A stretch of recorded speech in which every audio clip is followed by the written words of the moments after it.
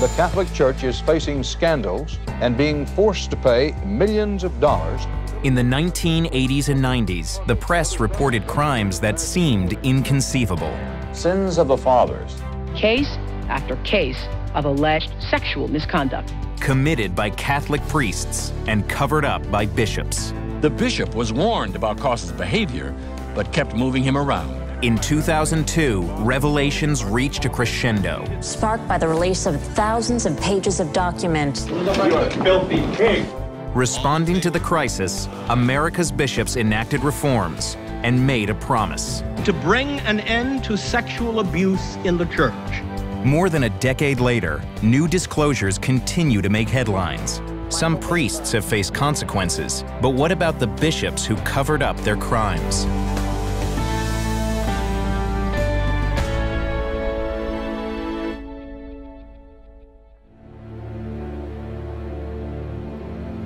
"39-year-old Father Gilbert Gothay has admitted that he sexually abused at least 35 boys. In 1985, the first case of a priest accused of sexual abuse to get major media attention came from the small town of Henry, Louisiana.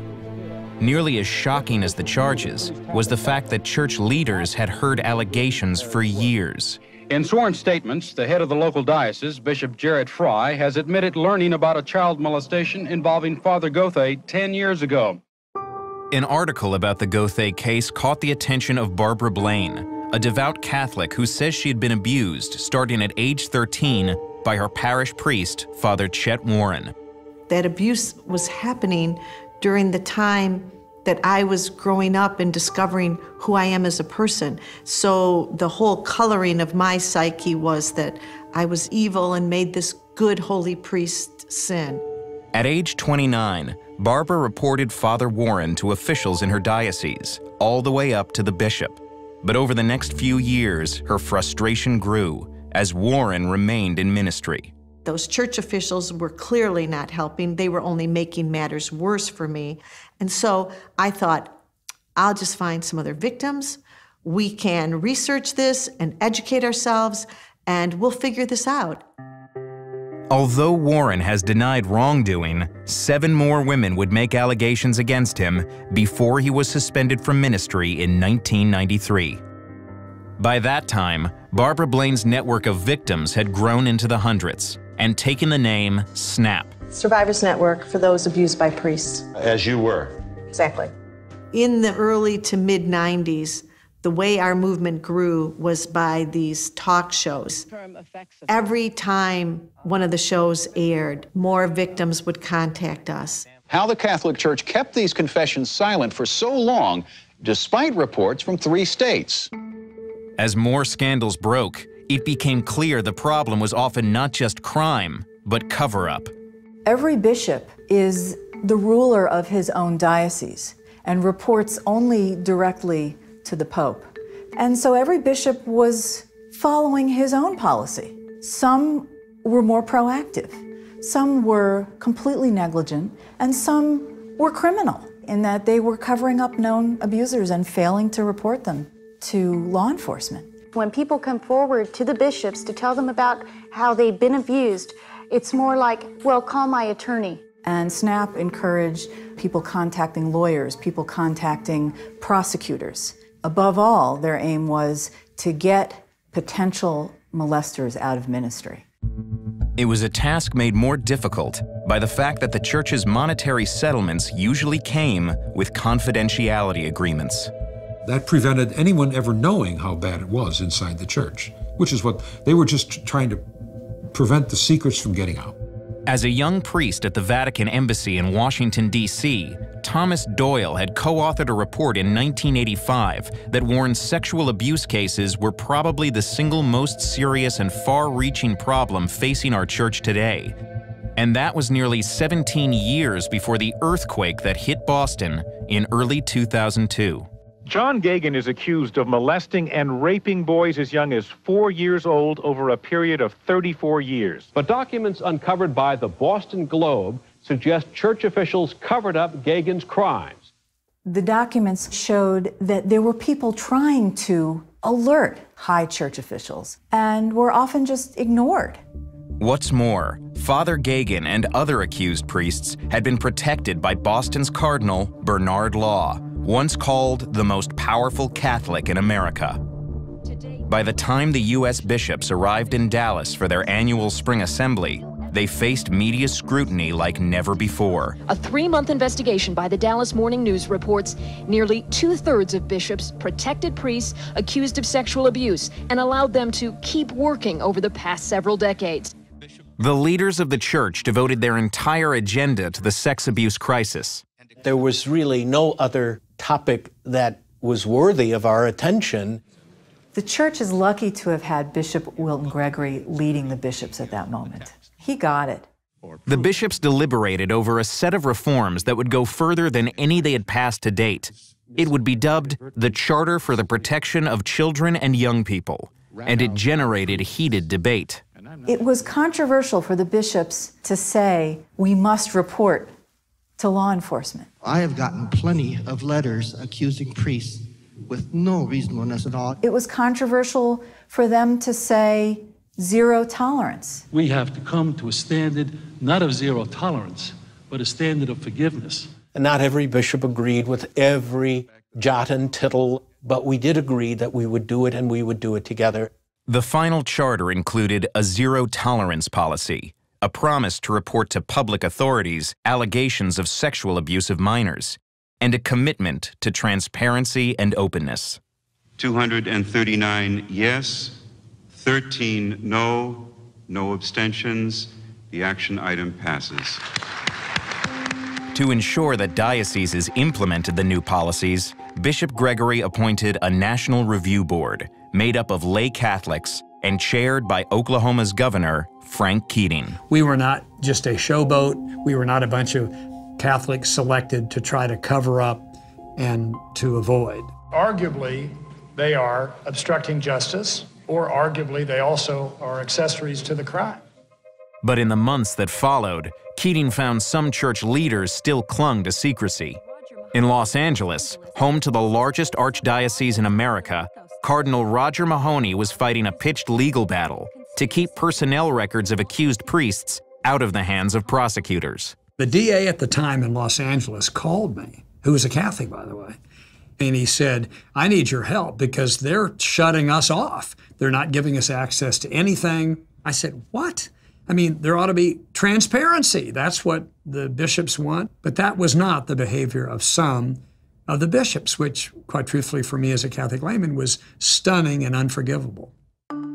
In frustration, Keating spoke out in the press, comparing some members of the church hierarchy to La Cosa Nostra.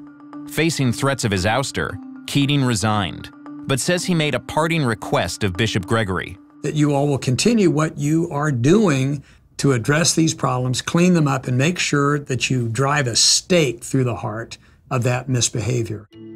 In the ensuing years, the U.S. Conference of Catholic Bishops has commissioned studies revealing that since 1950, some 17,000 minors have reportedly been sexually abused by over 6,000 clergy. Wilton Gregory insists that the reforms passed in 2002 have made the church safer. Dioceses now have in place programs that are intended to protect children. We have protocols that our clergy are required to follow. That's good progress. Of course, the church is safer today because so many of the victims have been speaking up and exposing predators. But Blaine and others contend there's a basic issue that still has not been addressed: accountability for bishops.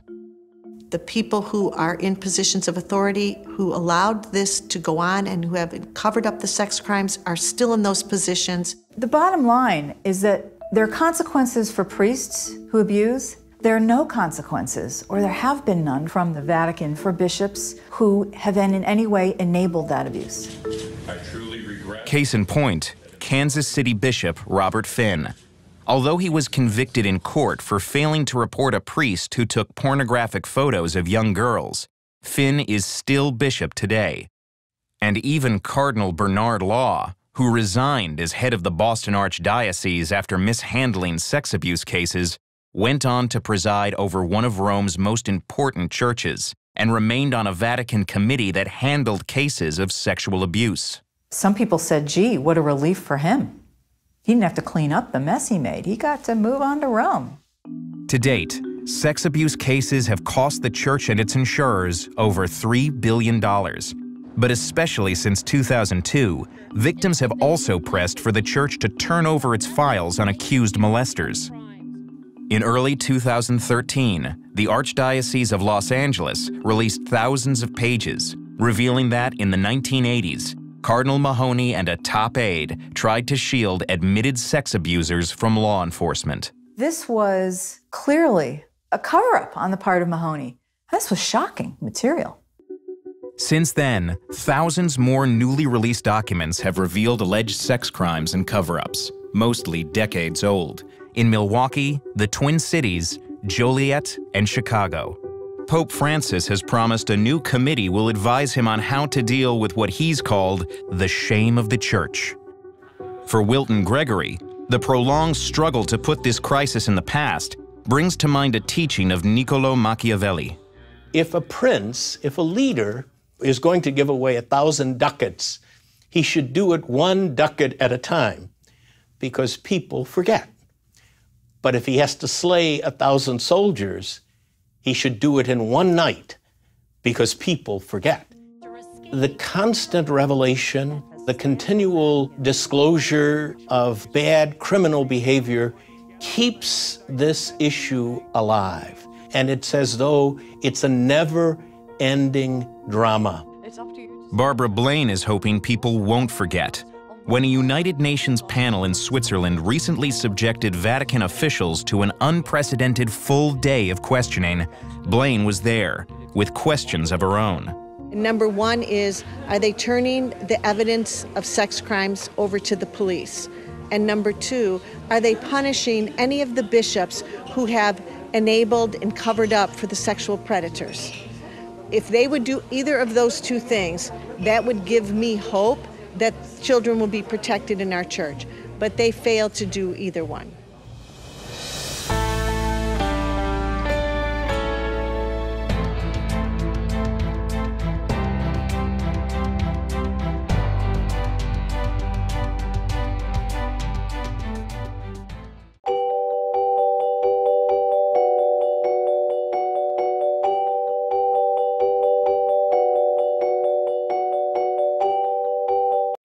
Once greetings, good day. This is the Stepping Razor, the art of war. We're there with you next Thursday.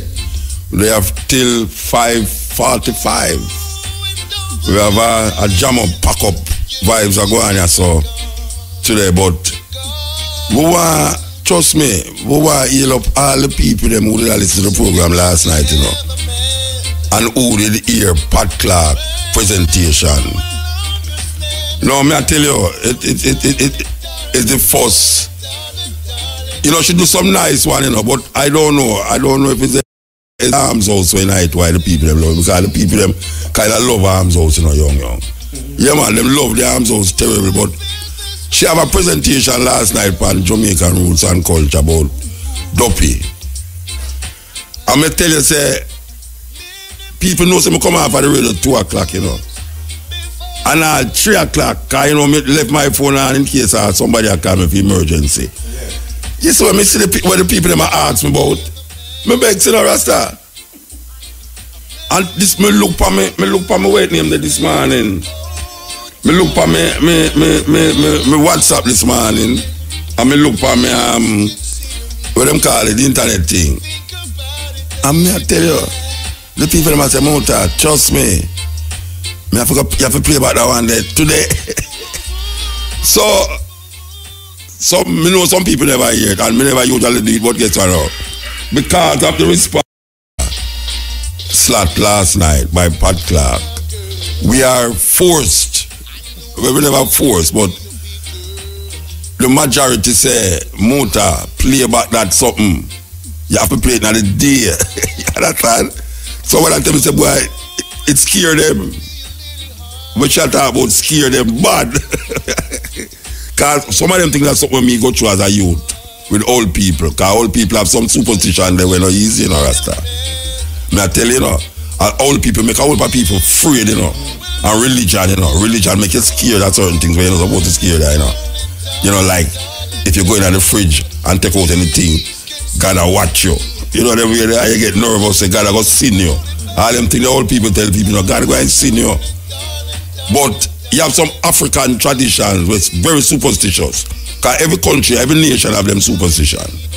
You know, you have European superstition, all of them have superstition. But trust me, they dig up where Pat Clark dig up about Jamaica and them superstition as it relates to dopey business and present it in a 5 minutes.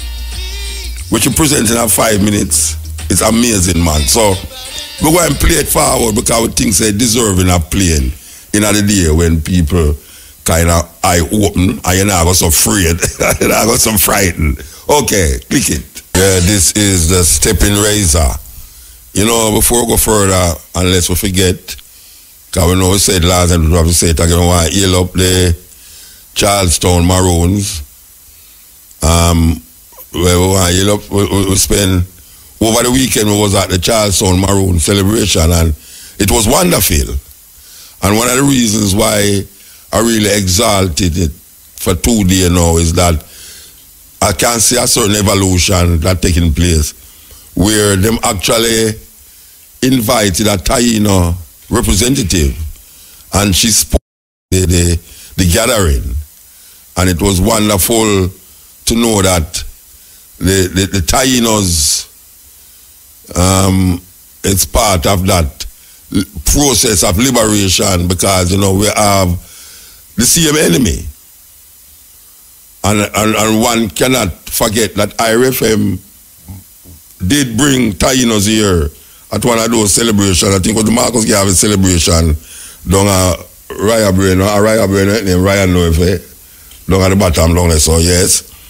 And we really feel good to know that there's a certain level of consciousness that is developing inside of Jamaica and the Caribbean. Well, I don't know about the Caribbean, but I know Jamaica seems to be having a kind of a renaissance in understanding that there's a group of people like gone through a lot of things just like African people in this part of the world by the same set of people them. You understand? And I also must mention, while I mention the Taino, the togetherness of Tainos at the Garvey celebration and this weekend, yeah, where we say the Maroons invited the Taino lady, but I must remember that last year the Rastafari community at the Ganja Festival had a Native American here, and on the stage was a Native American, a Rasta man and a Rasta woman drawing a chalice together in front of hundreds of people. That was a beautiful sight, man. You know, one of them chalice with a tree mouth, where bamboo thing, where everybody had draw the chalice at the same time. The Native American, and as we said, I see him enemy again, the Taino, the Africans, same enemy. The colonization of these indigenous people is one thing that we will never forget. We can't forget it.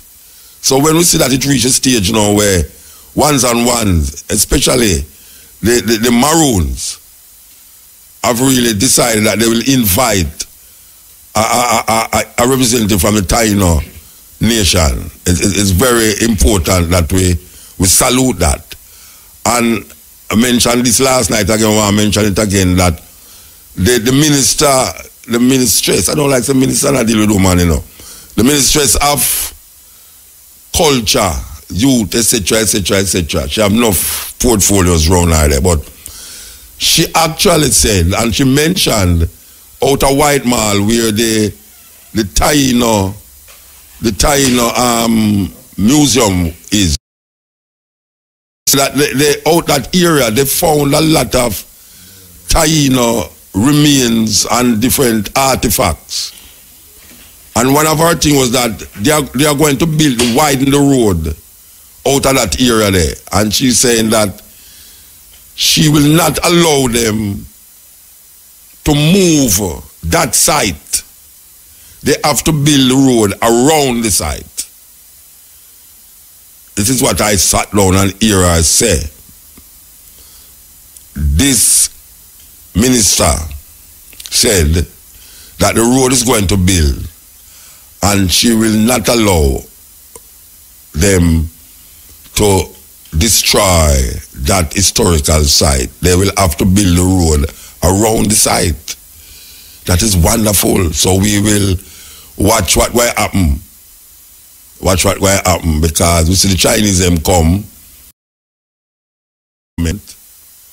and destroy one of Marcus Garvey's, I would say, birthplace. Because we know without a doubt now that Marcus Garvey was not just up in the hill part there, St. Ann, but him grew up down here so where them build road and a mash on the place. And was give the Chinese them get it now for come build pan it. That was not when Cabo asked Mr. Davis if he knew that Marcus Garvey grew up there. Him say him never know nothing about that. And she make mention that we have tape where him first wife, Amy Jakes, Ashwood, mentioned the place. And the university in Los Angeles, I think, where Robert Hill teach and has done many works on Marcus Garvey, mentioned that place. So him come back and say him don't know about it, but we know because it is our duty. It is our duty. Because we are told, here the people them say, the airwaves or the media must be a center and a vanguard for certain change in the society that will benefit the people of Jamaica. And we know, say, a lot of the things them that we are saying and doing is in that interest outside of the normal journalistic domain. So now we hear my sister, and I hope no now up on the radio don't call her Babsy, because we fight for that. We hear Babsy say she will not allow them to destroy that historical site of the Tainos. We hear her say that. So we're going to go watch and see what is going to happen. Now, there's so much killing. This country is now a killing field. There's so much killing taking Jamaica that I just start talk about one thing here with another thing. You know what I mean? It's very difficult to keep up with the amount of killing that is taking place. I don't know the police, they were. I'm not sorry for them, but I'm sorry for them. The police them. And the hierarchy of the security, which is the headman, the Minister of National Security. Trust me, brethren, you need to go talk to your uncle. You definitely need to go talk. If you don't want to go to your uncle in the day when people go and see you, go by night. Or call him and tell him you will meet him somewhere where nobody. As a matter of fact, you could have meet at my house. Yes, the Minister of National Security may I talk to. You need to go check your uncle, brethren. Because you make mention of your uncle and you never know the thing that will reach this level now. And it reached a level now where it kind of weird. It kind of weird. So, you know, I don't know if you can set up a date where me and you go check your uncle, the Obia man. Send me him come from. I want to let him dip and keep it on show. Maybe him have a store, maybe him have a tent up there where I take customers. You know, them way there. But yeah, we need to really deal with this scourge. This man I tell me say, Mota, a pure shooting and this and that I go on at St. Thomas, you know. I mean, I say St. Thomas, the way over there, so we never usually hear about shooting in St. Thomas. You know, the far, if it ever reach, like St. Catherine, St. Andrew, and sometimes St. Mary, but it reach clear over my parish, you know. You know, me talk about my parish like I me come from. I can't say me come from, you know, but me kind of adapt it because me like the culture was still dead, where people forbid. You know, when men and people say, don't go there, so me run go there. So the forbidden path that is declared, no, me just say yes. You understand? So when me hear people talk about this and I talk about that, about Obi and Voodoo and Juju and all them something there, me embrace. Because no Obi man can't do me nothing. Yet still, me know say it can work because believe kill and believe cure. And you have man who know to mix up certain portion and do certain things and make certain things happen. But as it related to this dopey business and all them things, I know if a man can set dopey upon the next man. Say, Munta, me tell you the truth, you know. A dopey dey for me, you know. Because everything me try in life, it no work. And those people are talking, you know. And I mean them I tell that, you know. So me must not find a cure for that, you know. But me know say dopey can't frighten dopey, and me I want big dopey here. Can't frighten me at all. Me walk. The only thing me afraid of is not dopey, you know. It's a big gun a pint in my face. A man come pint a big gun in my face. That's all I'm afraid of. But dopey, I see dopey on road and me and dopey a friend, man. You mean? Me I'll invite dopey on my yard. You understand? On them way there, so the criminality, the thing, you don't even know what to talk about again when it come on to that. Because now a lady just lose her son down so, and not even criminality that, you know, that is like down a junction the last week. You hear about it? Yes, it's like the youth must jump up on one of them van, you know, the van must carry money or something like that. And them drive the van to try to get them off. And when them drop off of the van, right? The man, one of the man in the van just come out with one of them big gun and just hold it in him head and fire shot at the youth head, kill him. Yeah, man. Dead. Happened last week there. Like was a Friday it happened. You know, you hear that part of the news? Yeah, man, it happened along a junction, man. I St. Elizabeth there. And the last time we hear about the killing we go on. I mean, since me left here so, Thursday till now, me don't know the people will get shot and dead, but me can guarantee you say, I go to all 10 or more. Since Thursday till now, I go to all 10 or more people get shot in a Jamaica, land of wood and water.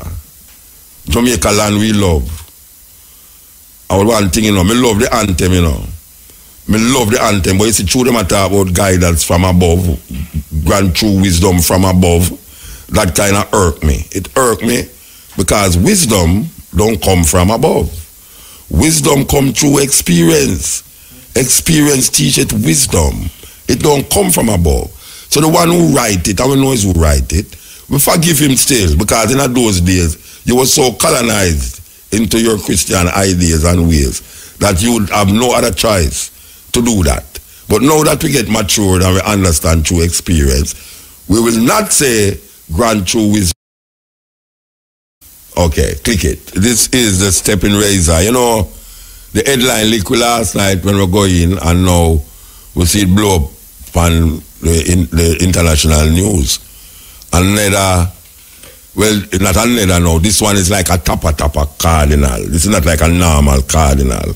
This is the cardinal where responds to the Vatican money. Him then near to the Pope. You understand? Now, I don't know why is the Catholic Church is always found to be carnal as it relates to children. And these big, I mean, them, when you look at the man, them in a rasta, trust me, and I trouble the little pitney them, altar boys, it's most altar boys, you know. Because them used to do it in Jamaica too, you know. It's just not because we so closet. You understand? The youth them who get abused don't want to come out outright. It's in America, a youth just come out, or a woman just come out and say, yes, you know, this and this and that. But in Jamaica now, you suck abuse there and you just stay and just live with it and suffer with it. You understand? And we'll say that when a cardinal do these things, it really, you have to wonder is where going in our earth. We want to play this. So make we play it. Australia's most senior Catholic, and as head of the Catholic Church worldwide, finances the third highest ranking official at the Vatican. Now, after a year-long investigation, Cardinal Pell is also the most senior Catholic to stand accused of sexual abuse. Cardinal Pell is facing multiple charges in respect to historic sexual offences, and there are multiple complainants relating to those charges. The police have not yet made clear exactly what those charges are, nor when nor where the alleged crimes took place. The accusations against Cardinal Pell emerged as an inquiry was underway in Australia between 2013 and 2016 into institutional responses to childhood sexual abuse. During that, more than 4,000 people said that as children they had been abused by people in the Catholic Church or its institutions. Against 7% of all those who'd been Catholic priests between 1950 and 2010. As a boy, Damien DeMarco was one of those abused. In the decades since, he's worked to expose the failure of organisations to protect children. I'm aware of quite a lot of kids who've died from suicide or drug overdose, and people who are still serious drug addicts on the street. During the inquiry, Cardinal Pell, who'd risen through the Australian Catholic Church's ranks to become Archbishop of Melbourne and then Sydney, was accused of covering up the abuse of others. He gave evidence from the Vatican via video link, saying he was too ill to travel to Australia to do so in person. It was as the inquiry was underway that men came forward to say Cardinal Pell himself had abused them as children. Police flew to the Vatican to interview him last October, and by charging him, it's clear they think the evidence is strong enough to be tested in court. Cardinal Pell at the Vatican said after 2 years of what he called relentless character assassination, he welcomed the chance to defend himself formally. I'm looking forward, finally, to having my day in court. I'm innocent of these charges. They are false. The whole idea of sexual abuse is abhorrent to me. Cardinal Pell is required to appear in court in Australia on the 18th of July. A spokesman for the Pope said he'd learned with regret of the charges and had granted Cardinal Pell a leave of absence to defend himself. Yes, that's another one. It's not the first, second, third, 100, 200, 1,000th time. And them always say them not guilty, and then the court charge them and find them guilty. All the while, you find like maybe 9 out of 10 get charged. Yeah, them all get this altar boy, it's an altar boy thing, you know. Them usually look at you them as altar boy, have them incense and a burn and all them something, and then behind the altar of the Lord. I mean, that's some serious thing that, you know. Anyway, a news time. Yeah, this is the stepping razor, the art of war. Before we go to this post, was talking about the Cardinal who them all, and from years now, years, we hear this thing go on, especially with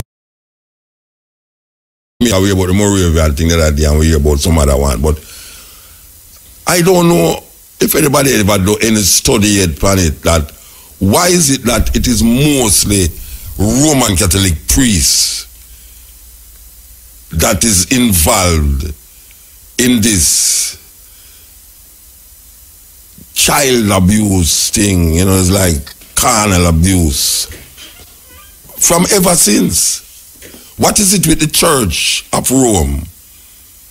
And what happens is that them have the biggest lawsuit against them more than any other group, body of church in the world as it relates to molesting children, pedophiles. What is it that is with the church, the Roman Catholic Church? I don't want to say church now because You know, we not put an indictment on church. Total.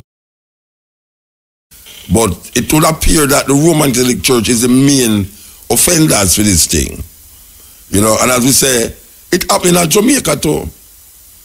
Without a doubt. Me not ask somebody that. Me I tell people that. Say it happened in Jamaica. You have certain uptown youth right now where him talk it among certain one. Them talk it among certain one. Them not talk it publicly. Them talk it among certain ones. Say when them used to go at such and such a place. And this a place. And when them used to go at Holy Trinity Cathedral Church. Call out the name on North Street. Because that was one of the biggest Catholic churches in the Caribbean. Yeah. When them used to go them place as youth. You know, and you know, say, in them days there, George's was a school where a peer uptown picnic go, China picnic and all them picnic they go there. You know, see that, and a whole heap of the father of them was one of them. And you can't believe so them man there stoop so low. You understand? I don't know why all them father they always fat too. Yeah man, them always fat rasta. When me used to go to church, because I used to live at Tex Lane, and Tex Lane, at the end of Tex Lane on North Street, right in front of George's. And over next door to George's at Holy Trinity Cathedral Church, and then you have the rectory over the other side where we used to go watch movie over there. We pay one and chopans and go watch movie over there. A father showed the movie them to, you know, Tarzan and Cowboy, John Wayne show, you know, every Sunday evening. That's how we drive if we go over there go watch movie. You know, see it. But as a little youth, I go to church. My mother no one give me no breakfast until me go to church. For some reason that I used to vex. Because Sunday she cook the yes. Liver and banana dumpling, you know, the dumpling them not no flour in there. Yeah, pure flour, white flour, you know that. And next week you don't really go to the toilet because I bind you up. You understand? And liver. Believe you me, when me look at palette, you know me I say, oh gosh man. And you get chocolate tea. You know, and if at them certain times you get ackee and saltfish with roast breadfruit and fried plantain. Oh gosh man, and chocolate tea. Cause you don't want no bush tea, you know. Bush tea when you get sick. Them give, you know, bush, Cersei, lad, Cersei. But she don't want to give the breakfast until you go at church. And then them have this thing now, she put on the peas, you know. And some know say something wrong with the peas nowadays, you know. Because you see when my mother put on peas, and peas, turn on the store low, and go do everything and when she come back all one while the peas not cook. That you know what them do? And I see my granddad put rusty nail in the pot, you know. Yes, them put rusty nail in the pot. Me don't know where the rust half of the nail do to the peas with soft and the peas will make the peas cook quicker. You understand? So when she I cook the breakfast now, she send me go to church because my mother had to go to church almost Easter and Christmas. You see my mother dress up and say, we are going to church because my mother alone live. So the two of we are going to church. You know, see, me never go to church with my mother and father yet. You understand? Me I 8 years old my father dead.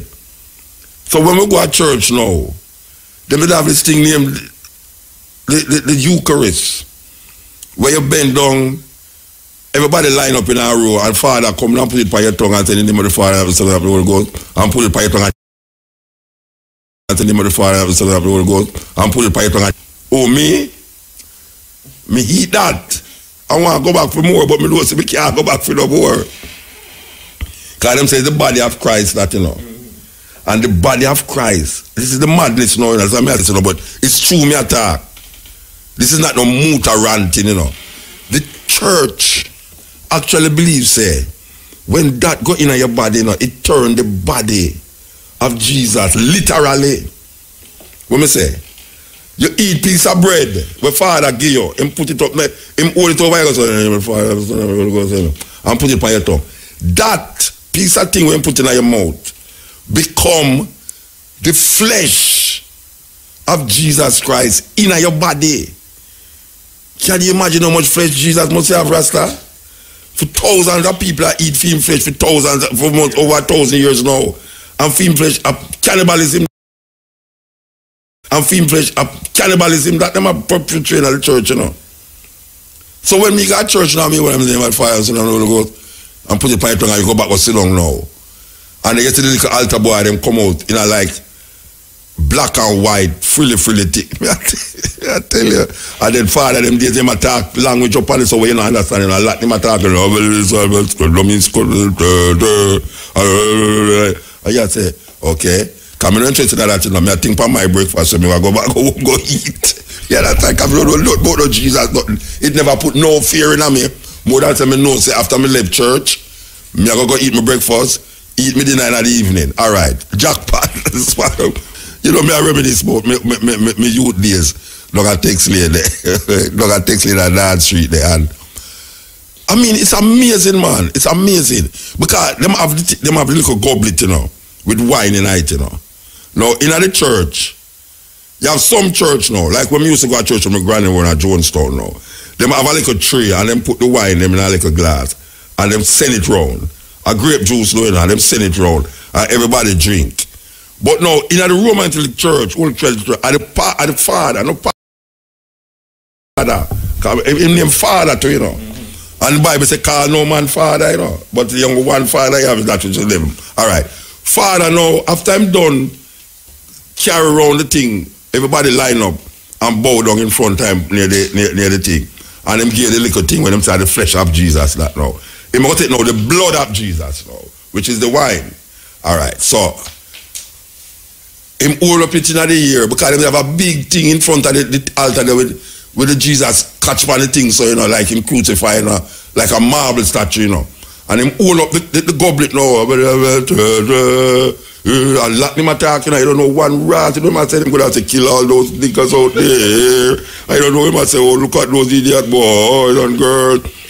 Him hold up the thing and him drink it now and say, this is the blood of Christ. And it literally, listen to me I say, ask any Roman Catholic priest this. Right? Them say, when it go in him, it literally become the blood of Jesus. When I say, it means, you know, you have extra blood in you, you know.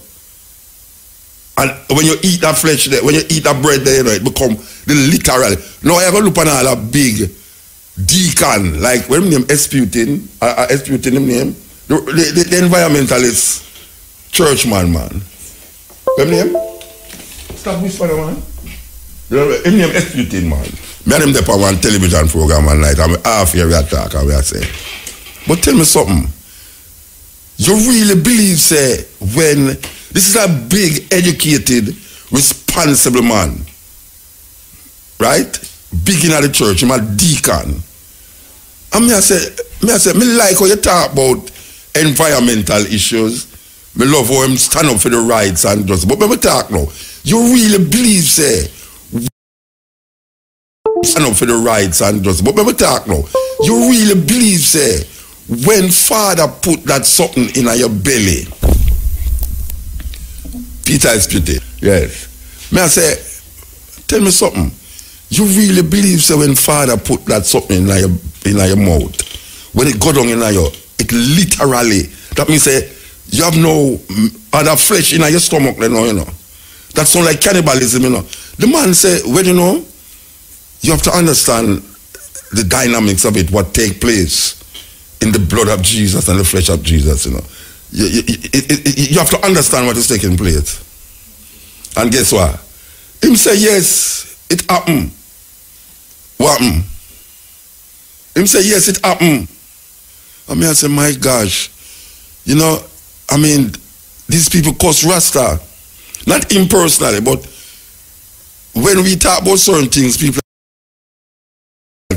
fool. But for actually, a man go tell me, say, when me eat bread, it turn flesh, or when me drink wine, it turn, as another man would live 2,000 years ago. 2,000 years ago, that man they live, you know, according to what them say, you know. And me must accept that now, as a well-thinking person. A madness. So when me look at all them Cardinal, you know, when me I say, over the years, them hold them for pedophile and young people business and, you know, I mean, them way there. Oh, we can't work with that. We can't work with that. We can't work with that at all, Rasta. Anyway, we'll come off of that, the subject. I believe you me. We'll come off of the subject. The subject what we really want to talk about, within the levels you know, is this Alkaline video. Alkaline put out a video, and in the video, police in there, equal rights in there. Well, no justice not showing there, but the equal rights showing there. And me I tell you now, them youth they don't have no sense, you know. Them youth they don't have no sense. You know why? In the climate where Jamaica in and now, in the climate where Jamaica in and now, right? You can come make a video with all them big gun there. Broom. Eh? Broom, them call them broom. A broom them call it. Now, you can go make a video with that. They don't expect that somebody intelligent to go look at it and say, wait, where the man they get them gun from? And investigate it. So here comes a sensible police commissioner and say, but wait. And guess what now? You know the weirdest thing? It's not, I show you the police them warped up, you know. It's not the gun them. Or the man them get so much gun. Here them interested in the part. It's the lollipop part them interested in now. When the police are lollipop Alkaline, I mean I say, but wait. They're not that hurt, you know? Because obviously they I don't know policewoman that. I know policewoman that. So in all of the things in the gunshot and the big gun them the man have in there, and them not hide them face. You more interested in that say, why right now, or them have the woman in a police hat and them something there. Anyway, the commissioner say, I'm going to investigate the police there who have the car there and takes drastic steps. But me I tell the youth, them say, youth, you don't really have no sense. Because in a Jamaica you know, a man should not make a video like that, Rasta. Because you can't cross it off as it's acting and, you know. We know about acting and we know about gunshot and thing. But given what Jamaica there so now, because you can't look on a TV and see that, you know. And you say, I'm foreign that. But when you put it now, for sure some Jamaican youth, where artists sit down and go like him is a big gun. And then now you have police will stand up there and wait. And then all of a sudden you see a police woman just walk out of the crowd and go in our room. And then the next thing you see is some lollipop thing I go on. And you say, lollipop, my boy, lollipop, and all of it. But we say, this thing is crazy. And then all of a sudden you say, an undercover policeman now get a boy away. Then they say, our undercover boy and talk and say, all right, watch me on him. And them just carry the open boys, them some big dirty gun in the thing. If me a policeman, I investigate or no.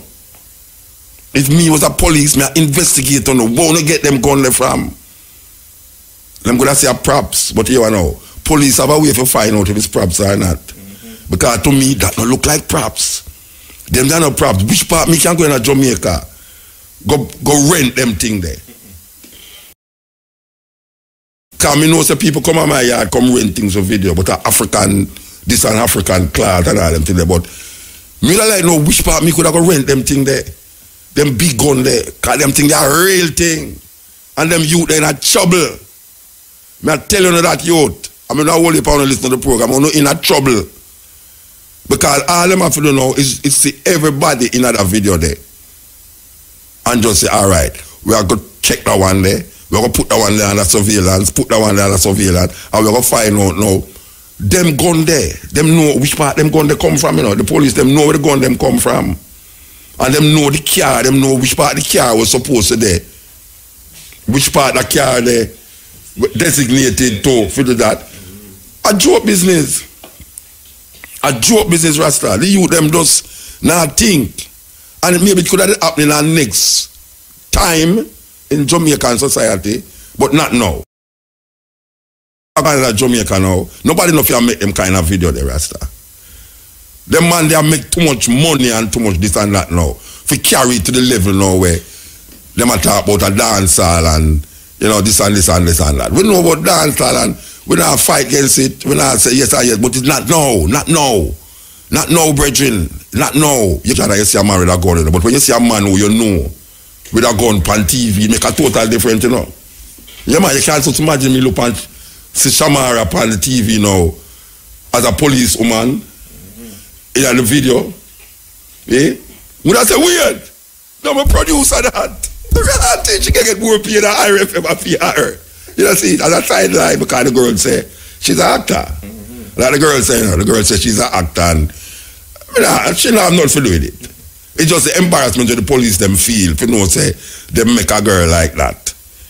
In a police act, I do that.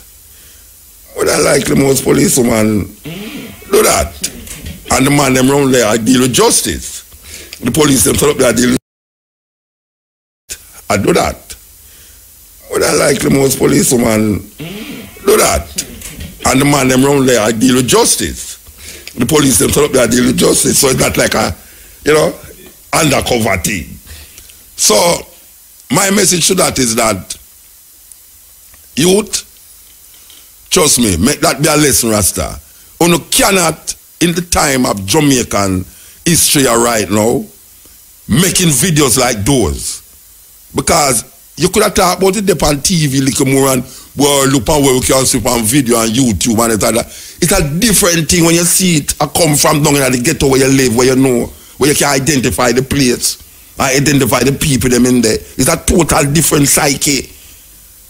You can't do that. It don't make no sense. It don't make no sense at all if you do that. There's something much more elevating, not even not elevating. But cannot even sex part me concerned with, you know. It's the big dirty gun them in there. You know, see it? It's a gun them when we see the man them around up and down and a fire shot after one and I say, but wait, what is them youth here? Even before me about the policeman them thing, you know. Me I look at thing and I say, but wait, no, them youth are not easy. So me don't know. Alkaline, the people them love you, at least the youth them look like them love alkaline. But trust me, you put some people in a problem, you know. Because it look like this commissioner and stop at the bottom. If you're not a police. And so, yeah, man. You're not supposed to have on them uniform there. If you're a police, it's all right. And a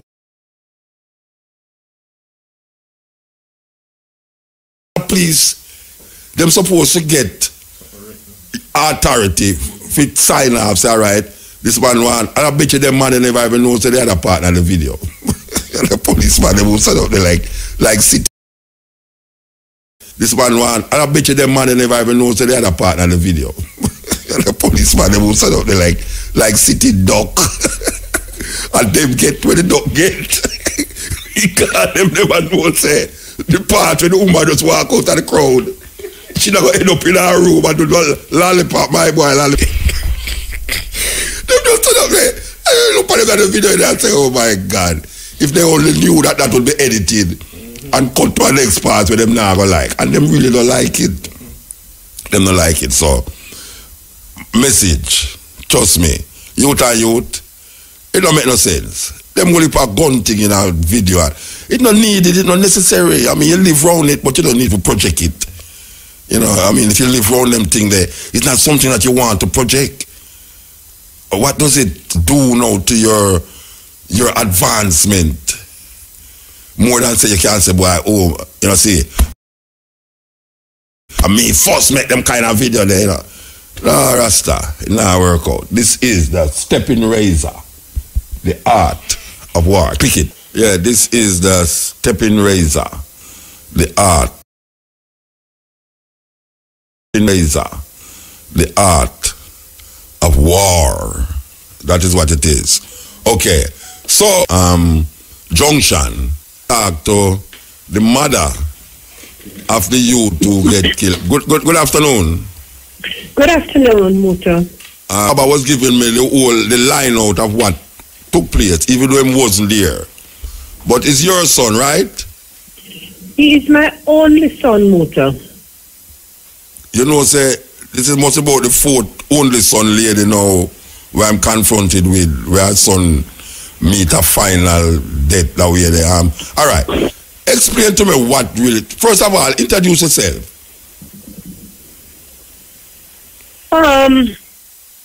My name is Lilies Clacken, And sitting beside me is his father, Balfour Anthony Clacken. Or Anthony Clacken. Okay. And you are from? We're from Southfield in St. Elizabeth. Okay, me know you, man. Me know you. Yes, Ross. Me know you. Yes, Ross. Yes, know that you talk and I tell me, say, me know who you talk to. All right. What happened now? Tell me what happened. Okay. Highly, I'm a seeker, Clacken. The meaning of highly is a powerful one. And Amifika is he who was hoped for has arrived. He's my second born, one son. So I was blessed, and I still feel blessed.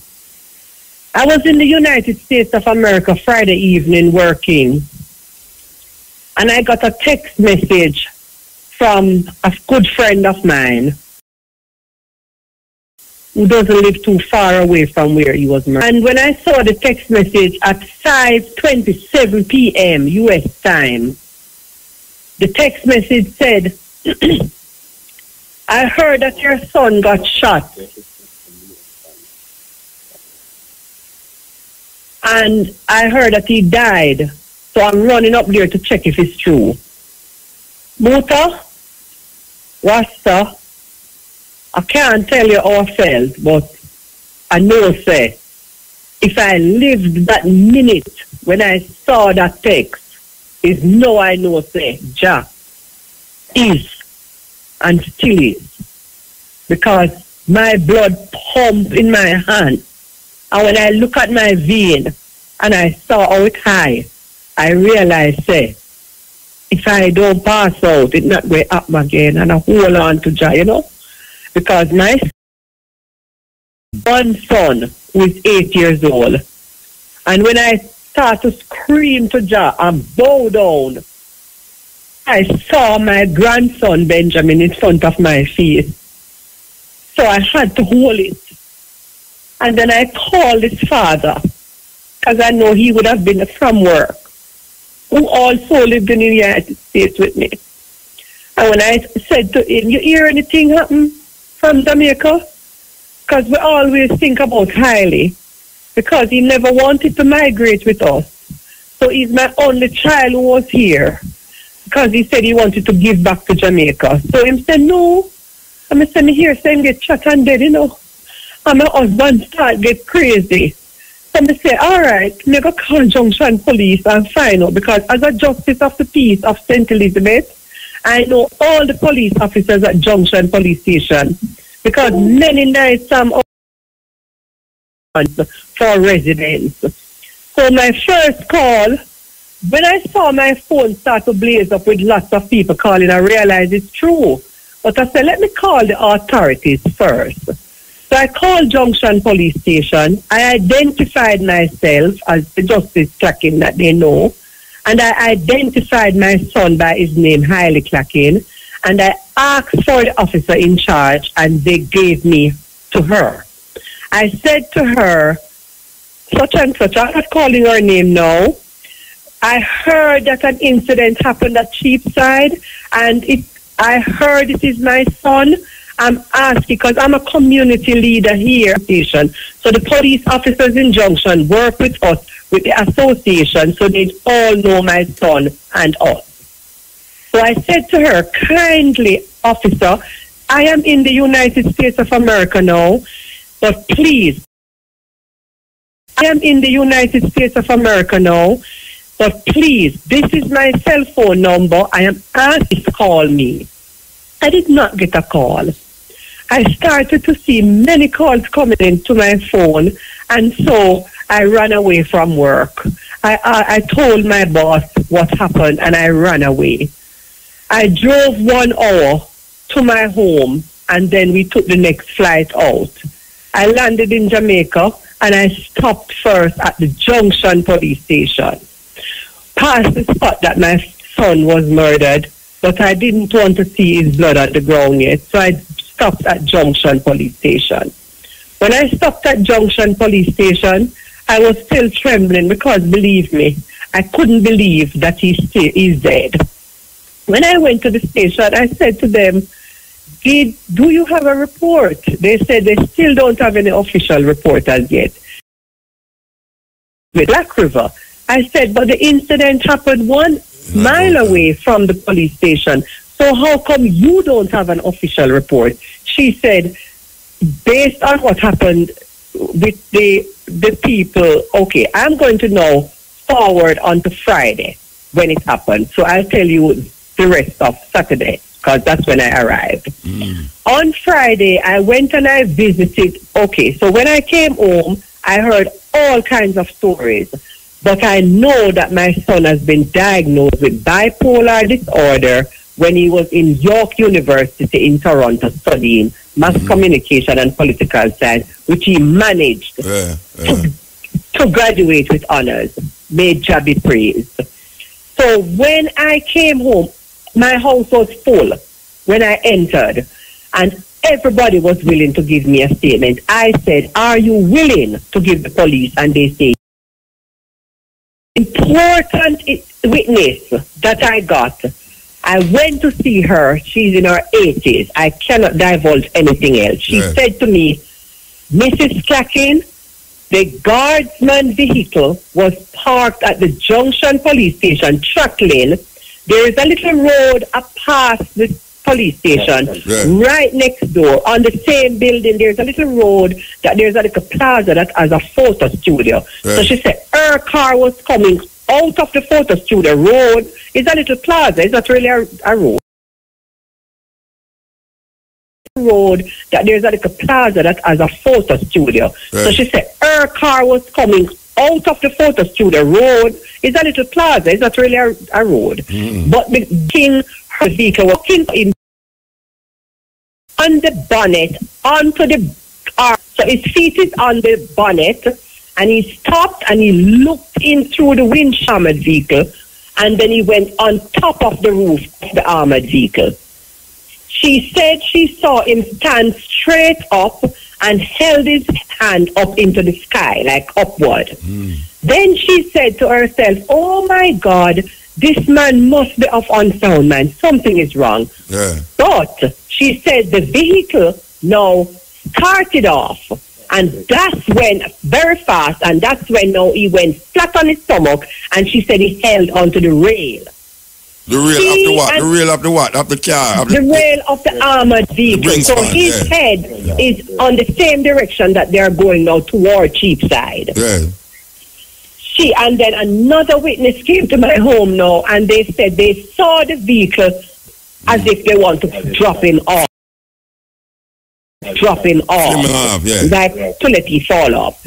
I don't know how these other witnesses truth yet, because I've not spoken with them and they have not given the report yet, but they said police officers were on the outside and saw him on the vehicle. I'm not sure of that as yet. While he was going down to Cheapside, which is about a mile, approximately a mile from the police station to my house. Along the road? Yes. He held on.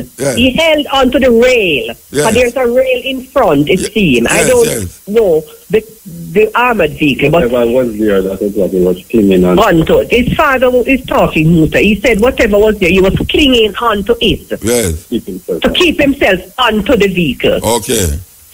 So when they reach a Cheapside, the district is called Cheapside. Some people call it Chapman. There is a football field, and just off the path, because I eventually went now. Some people call it Chapman. There is a football field, and just off the path, because I eventually went now to see my son's blood. Because before I couldn't, but because the police said that they could not get anything out of the people, I went and the people gave me everything and eventually gave them. I'm talking statements. When they went down onto that side now, a young lady said she was coming up, and while I'm talking about her now, she said she's willing to give the police statement, and she said she's on top. And she said, but the one man that holding on, she saw him holding on, standing. Right, she said he was standing on the bonnet, holding on to the armored vehicle.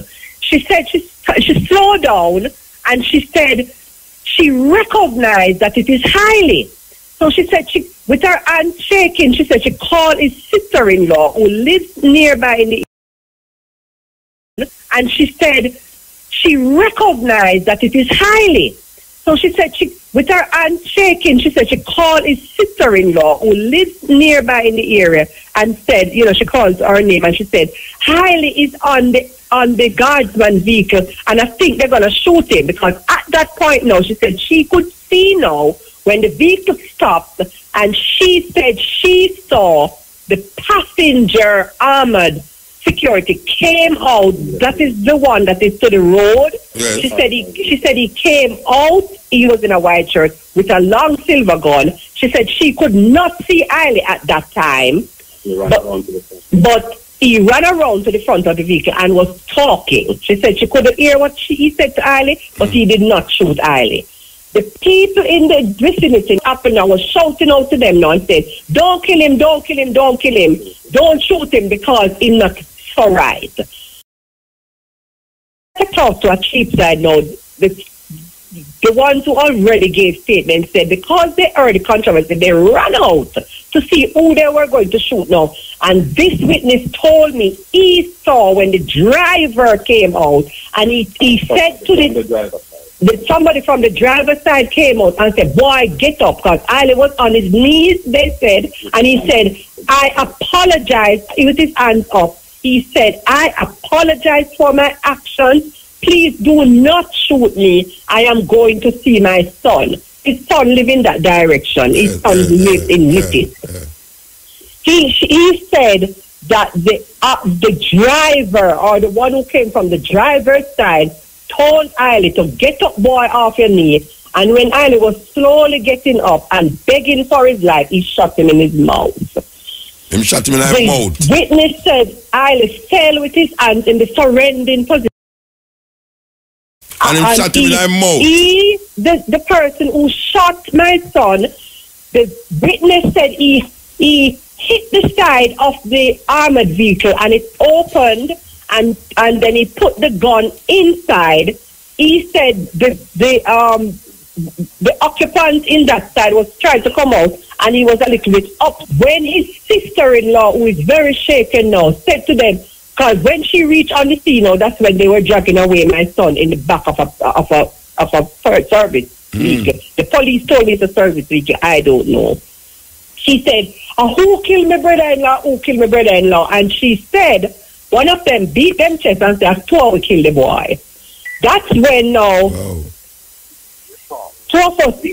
that's when now they went back into the armored vehicle and they put a cardboard in front of the windshield now so that the people couldn't see them. But the people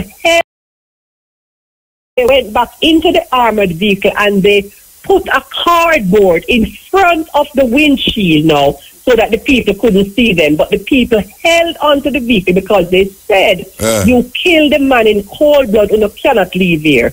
That's when I heard that Junction Police Station called for backup from Black River. So continuing on to Saturday when I came home now, Junction telling me that they did not have an official report. Black River. I'm sorry? Them say you have to go to Black River. Right. So when I called Black River now, I understood that Hailey's wife was there giving a victimology. So I rushed that down now. Me and my husband rushed down to Black River now to find out what the position is and what is the report. An official report was still not there. Yeah. My contention, Muta, is it is on Observer Online saying that, and that was Saturday, June 24th, that they heard sounds on the armored vehicle and Mr. Clackin, they stopped and Mr. Clackin attacked them and they shot him. That's not what happened. So I am questioning that media house and asking them, where did they get this report? Mr. Sankey would not give me any information. When I spoke to another lady, she said it came by email. I said, please, I would love that email. All right, hold on, Mama, hold on now. All right, now. So we reach this stage now. What is happening now? What is taking place now?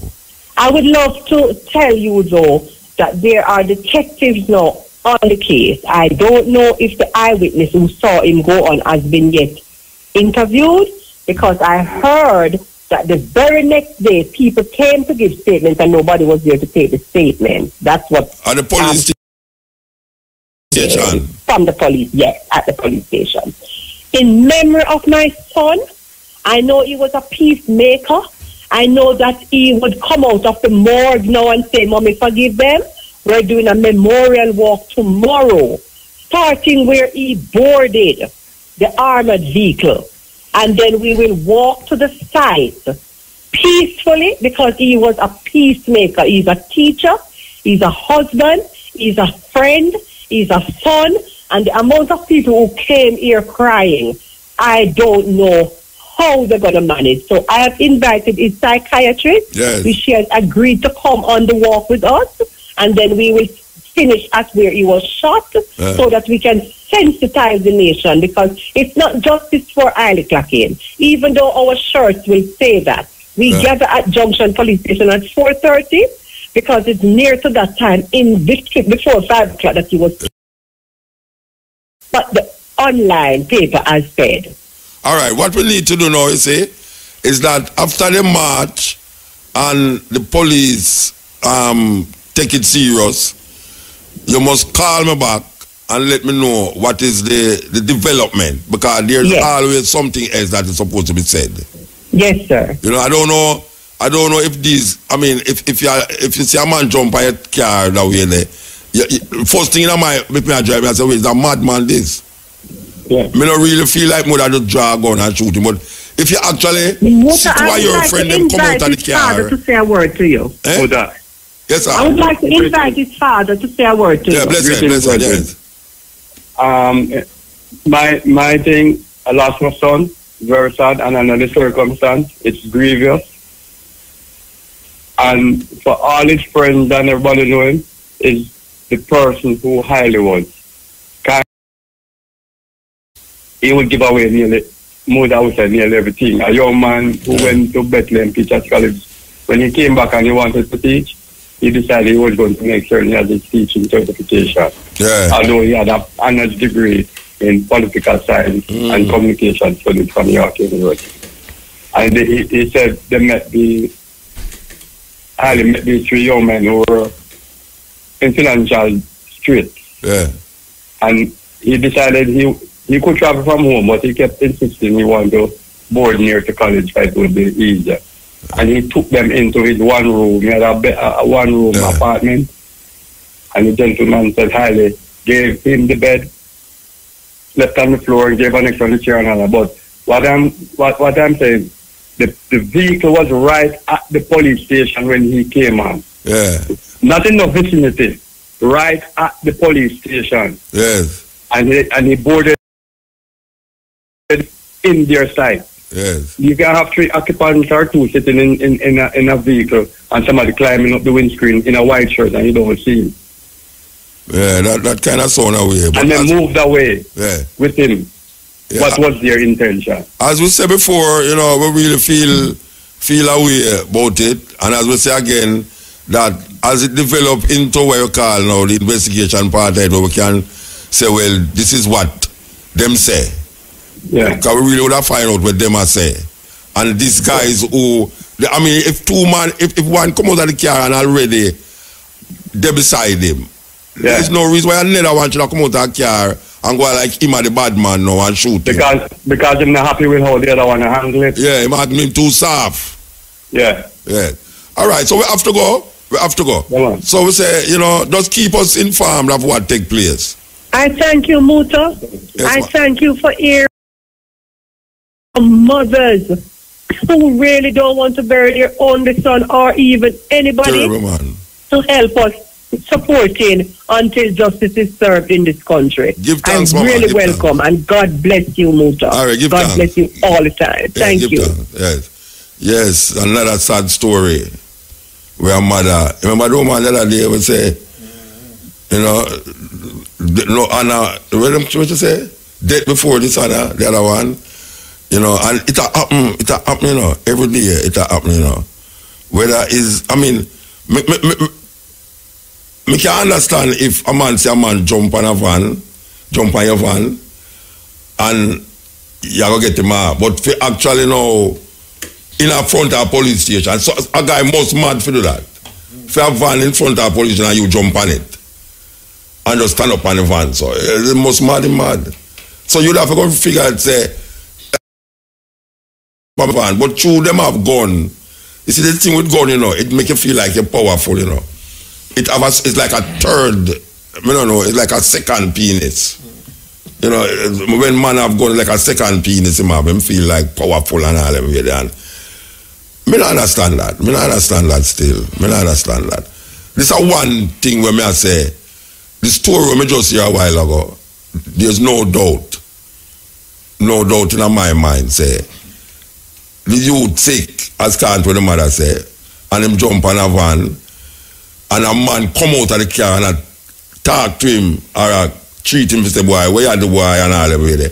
And then you know, feel say you're big and bad now, come out now, and just point it in my mouth, Rasta. It's what kind of man that? You point the gun at them, you know, them big gun where the man they have to, you know, because I want away with the van, them, you know, point at the man, point at the man mouth and shoot him. Evil, I mean, the thought of it, just the thought of it. Say a man take one of them big guns and point at your mouth and just shoot you. It's terrible. Click it. Yes, this is a stepping razor, the art of war. You realize, say, right here, enough of these kind of things. You know, I mean, the program will come on once a week. And like, we can identify a really portion of them because there's things that happen where we don't really even talk about on the radio. And things will happen that we will forget, say it happen. You know? But them things that happen, wholly press, whether it's criminal or just police or accident, I mean, it just happen. When mothers, too much of a mother them a cry, Rasta. How much tears so our mothers can have, so Rasta? It's really weird. Excuse me, it's really weird. You know, over the years I have learned not to throw away the baby with the bathwater. I think that the bathwater you must throw away and left the baby.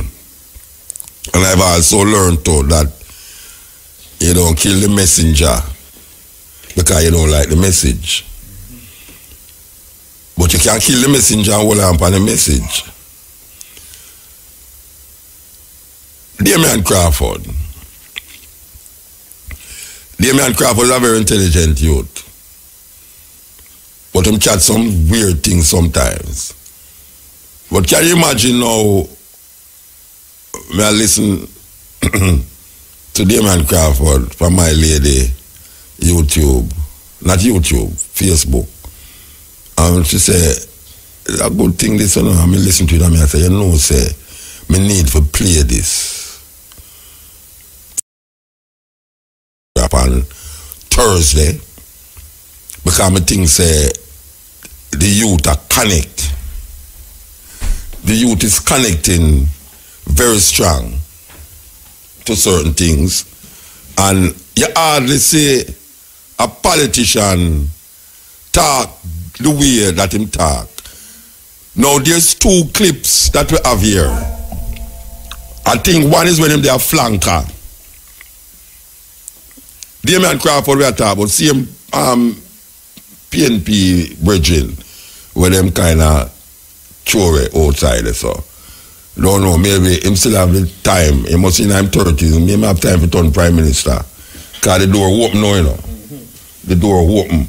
But I think one of them is when they attack a flanker to some group of people. And that is really a kind of lengthy one. So I'm going to play the one that is shorter. And I think that it is a very profound way of putting across a message by a politician, and let it not be said that Mutabaruka is always playing this little clip to ridicule politicians, even though they are to be ridiculed. I am not libeling anybody. I'm not calling them thief or anything, even though I would love to, and call all them name too. I have not ever done that before.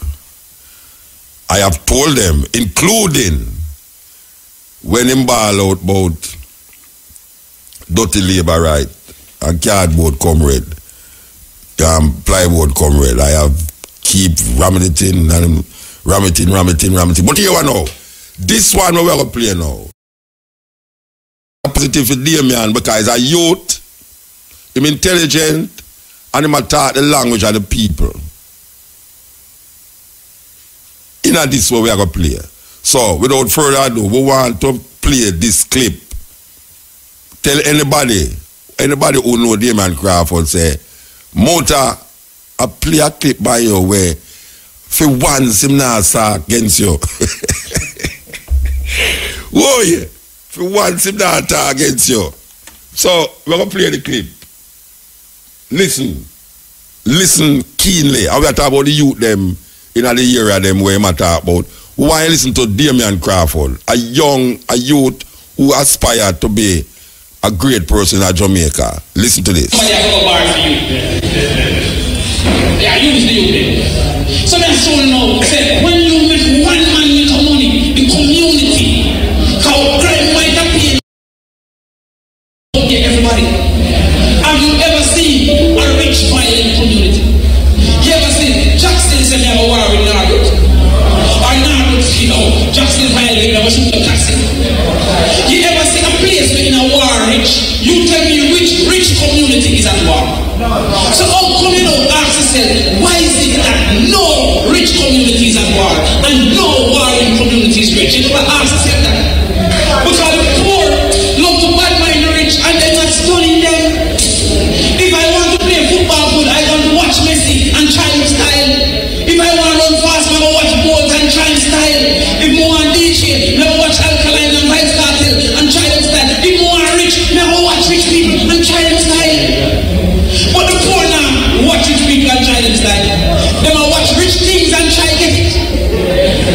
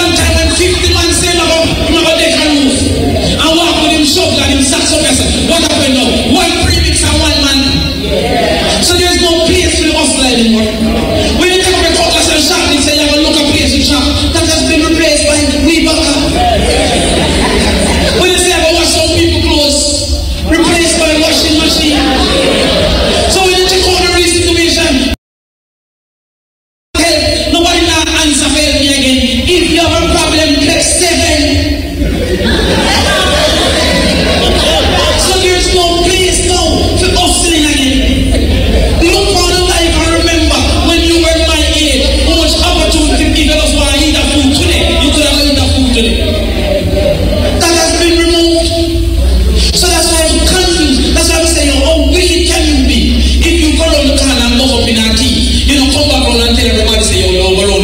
from it. And you go around the corner and walk up in a separation, and you come back and tell the people, say, yo, no, go around in around them rough. Because separation is easy, you know. We never do the separation, because Jim started money, you know. Yeah. So when we start money, no one say, boy, the rough them. Because if you want to drink, no buy a drink. If you want the shoes, no buy. Understand, that's why we said to the poor, you are not able to avoid the negatives of government because the poor know who you are and what it means.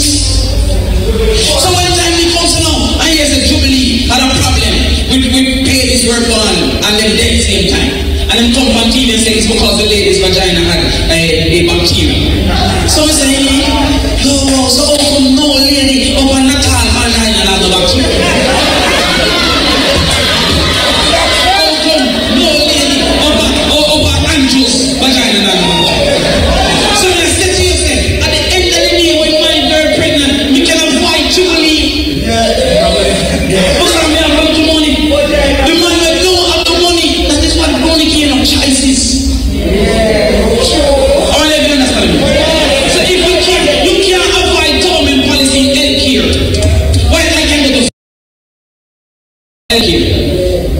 You can't avoid government policy in school, while I can go to prep in school.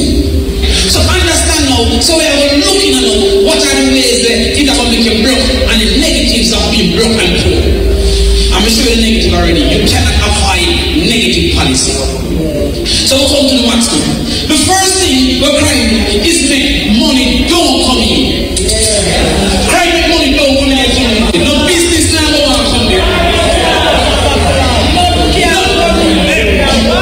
Why start all the illicit shop of that? That was used to keep can't keep. So crime make money don't come in. So understanding your community is like a big house. So if money don't come in your house, all the house operate. So if money don't come in the community, all the community operate. So when you have a community where that easy to understand. So that if money don't come in, you're broke, and if money don't come in, you're poor. Everybody see that? The second thing is crime with money. RFM, #1 reggae station in the whole wide world. Yeah, that is a clip that we get that we feel that we should have played because the youth has said some very profound things. That the places where you hear war is poor places. Because the man uptown really, you know, hear Cherry Garden a shoot the people them in a Jacksonville. And most of the places where the crime are going is poor people place, area, and it's poor people that kill poor people. It's weird. I think it's necessary to say, especially from a youth who's a politician. You know them way there? And the other one when we talk about in a flanker, it's really long. You know, we can't play that. But it's a similar thing you must show them. You must say, why is it that the house in a flanker will look like the house in a coral coral garden? The one in a coral garden, even though it looks same way, it's $50 million for the one in a coral garden and it's $5 million for the one in a flanker. It's because of the area. So even though the house might look same, it could have built by the same people too. But it costs less because of the environment where it's in. And really and truly, it's the people them that decide how the environment set up. I mean, we can't blame the politicians still, and we can't blame a politician who really make a man a drive and a eat some curry goat and throw the styrofoam box through the window in the right asphalt road. And a politician make man do that. You know, see, it's just a lack of discipline and lack of just straight up craziness. We need to develop an attitude that go beyond how we stay yes or no. How we stay yes or no is really a terrible thing. And we can point the finger. Of course we can point the finger. We can't say years and years politicians come and they do certain thing. But when you really look on it, you know, when a mother can't afford certain things and she send her picnic out there to go get the food, it's really something else. Because you have mothers in Jamaica do that. And it's hard for certain uptown people grasp, say, you have people in Jamaica where send them picnic out there to go hustle food to bring home. You have people out there where them man have sex with them daughter and them not say nothing because the man is the breadwinner and she not say nothing because she not work. Very difficult. It's a quagmire. It's like you dig your own grave and the system dead. And you're not getting help from the system, but you yourself, the little way you can do for yourself seem not to be happening for you neither. Because, you know, we always say on this program, you know, ghetto people, to an extent, black people, name the terminology where you want to say, most of them buy what them want and beg what them need. Yeah. Because you look at all of the ghetto girls, them fabulous, glabber, this, that, them have all the different things them is in, you know. If you look at a movie star on television and look at one of our Jamaican girl, trust me, the movie star have nothing over when come on to look how she look. The falls this and the falls that and the long fingernail and the colored fingernail. Them have everything. And you wonder, oh, them little poor girl, they get them something there. Our man cannot walk around with a gun where, you know, it costs thousands of dollars. Where him get it from? And him not have no money. And say, every gunman poor. You really look at the reality of it, is that really and truly, how is that a man up on the road every night to kill people? And him poor, him live in a fence up place where, you know, how that possible? Him get up and him have the little plastic cup in him thing with a little drink in it. And him can't go dance. And him have on the whole heap of clothes them where it's enough money for the clothes them. But him himself, him can't show you nothing tangible. In other words, no school or girl day, you know, and him supposed to go look. Him supposed to deal with them school children them thing. Him can't deal with it. And him have to depend, say, boy, who him can lick down, forget that. In the process of trying to lick it down, him get licked down. So another youth now come up. You know, have no father. And the mother plan to go foreign because she can't take down so. And she go foreign, she can't, nobody no hear from her again. So the youth then another level again, now he have to go fend for himself. And him fend for himself by doing what his father used to do. Where them get the gun from? I mean, we can say, yeah, the gun come from America. Whole heap of gun come from America. Gun trade and all them thing there. People identify gun, like how the police them look on that video now and can see say, you see that gun there? We're going to find out which part that gun they come from, you know. But people are wondering how them can know that. Them can't know it. It's police them name. Just like how you see all people are solve here's them has got at the crime and then eventually them solve it. But the youth them, you know, it's weird, Rasta. It's weird. Ghetto people who over that side there, I kill ghetto people over that side there. And the two of them is poor people area. Them can't afford certain things, but them a kill one another. You go up a cherry garden, you don't even know if anybody living in the yard. It's like if you're a thief, you want to go in there. But make you ever just look in there too hard. Just look in there too hard. You don't have to go like you're going there.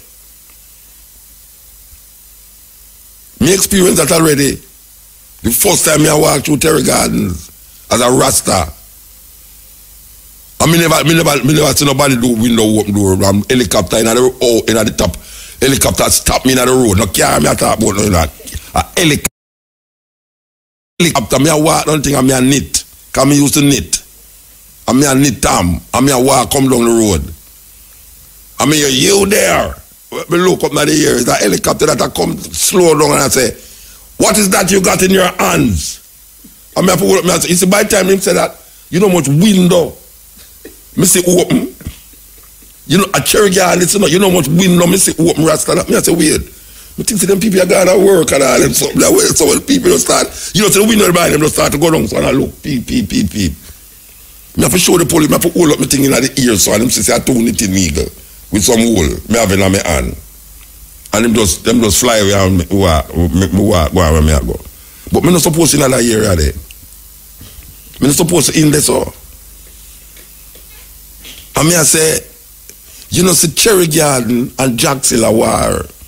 When last year a man shot a man who live in entire year a man get shot at Cherry Garden is a man from the ghetto go up they go shot him.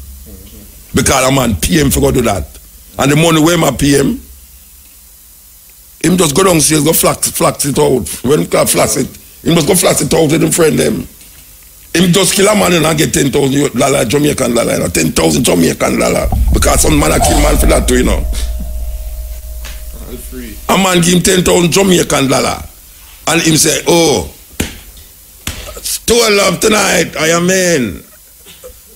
This and that and roll it and slap up and anything and all sort of things. And him see all the things when me do well a long time and it's never like a real one too, you know. Like a wash out gold chain. And him girl did want all some long fingernail. And she like pressure him all over and say, hey, I can buy this for you now, you know. You know, see it? A long fingernail we are coming up and back when the two of them are sleep. Sleep night time, you know. And him back side too, you know. I mean, I say, I get to people do that, to get to people. I mean, understand where Damien I say, Crawford, me understand what I say. Me understand what I say where, if you have a business in the ghetto, the business turn over and make money come in the ghetto.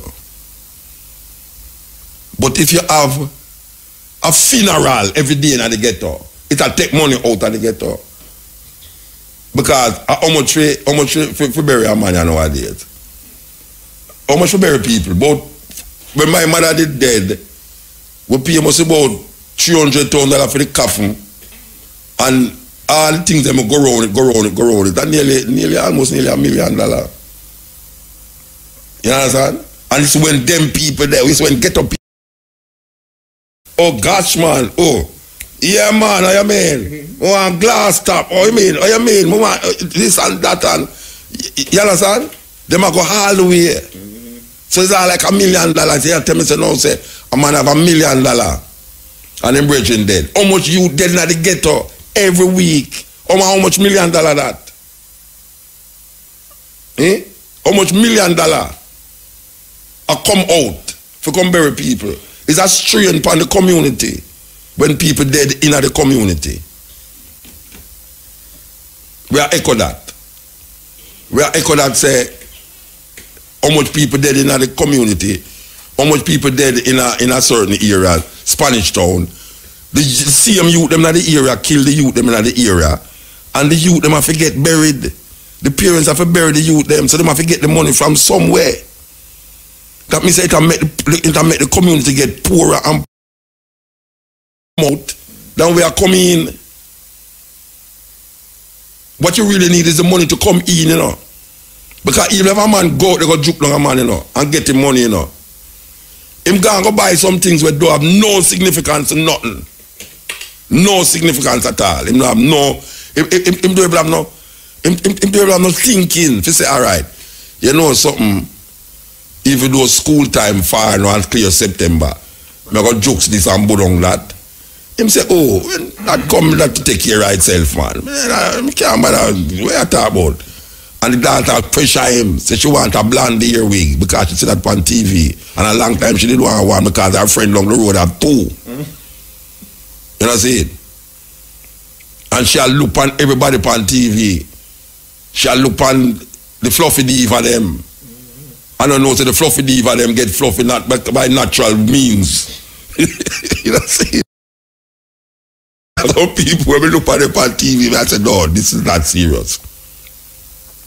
And the girl them know who no want bleach.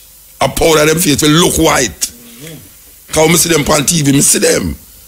And me afraid, I say, but wait, why is it that them have to look up when them come on TV? Why them face have to look up? Why everybody will read news on TV have to just be in a coat and tie with the tie up in them church and all the talk? You have a brethren who used to work on the area on TV and read news. Anytime you see me, it's like, I know him. I know him, it's like a mannequin. And then the next news, I say, but wait, what the hell is this? And you look on the woman, them face white. And then look more them turn on and cuss the people them who bleach. When you look on them ear, it burn up. But them are cuss the people them who bleach. It can create damage. It can create damage to something where it was given naturally by nature. But a ghetto people end up are dead. The majority of Jamaican people who dead since the year start by gun and by what them call it domestic quarreling.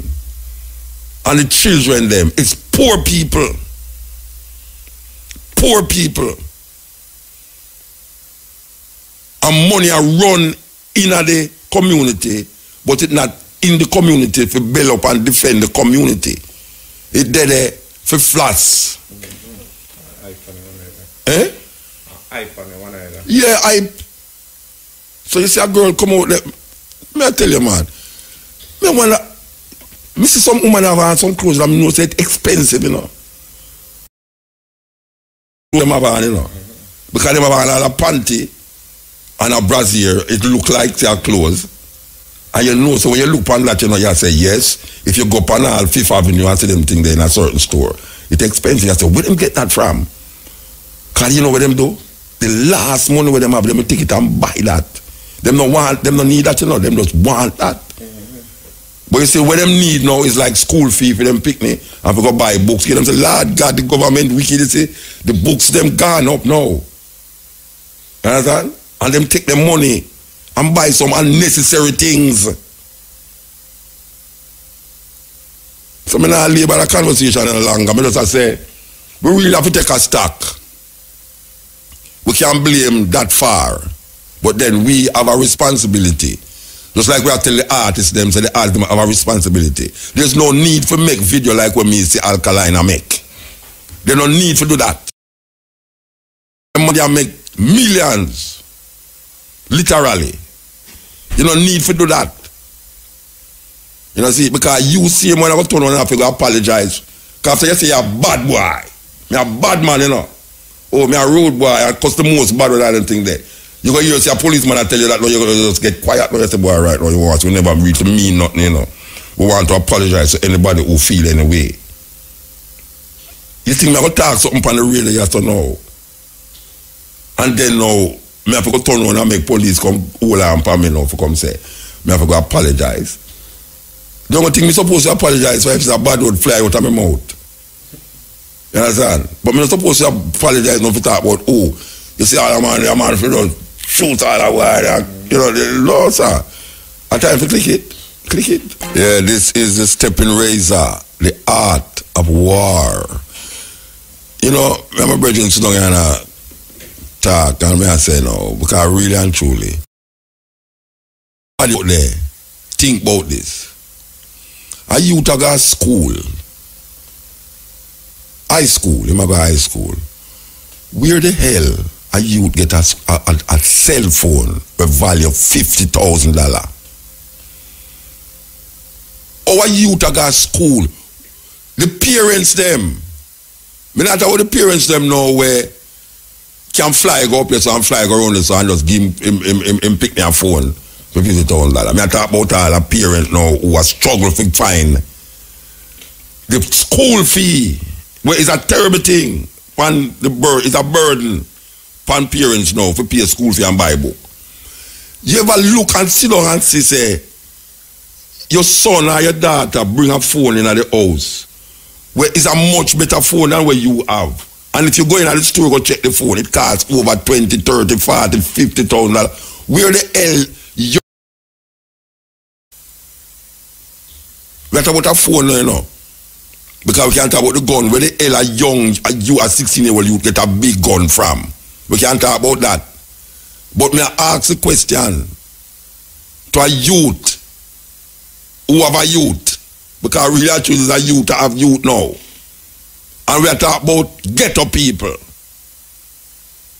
Where you picnic get a cell phone with value $20,000 and you can't find food for put on them plate every day and you can't find money for buy uniform. Where them get the money from for buy a phone?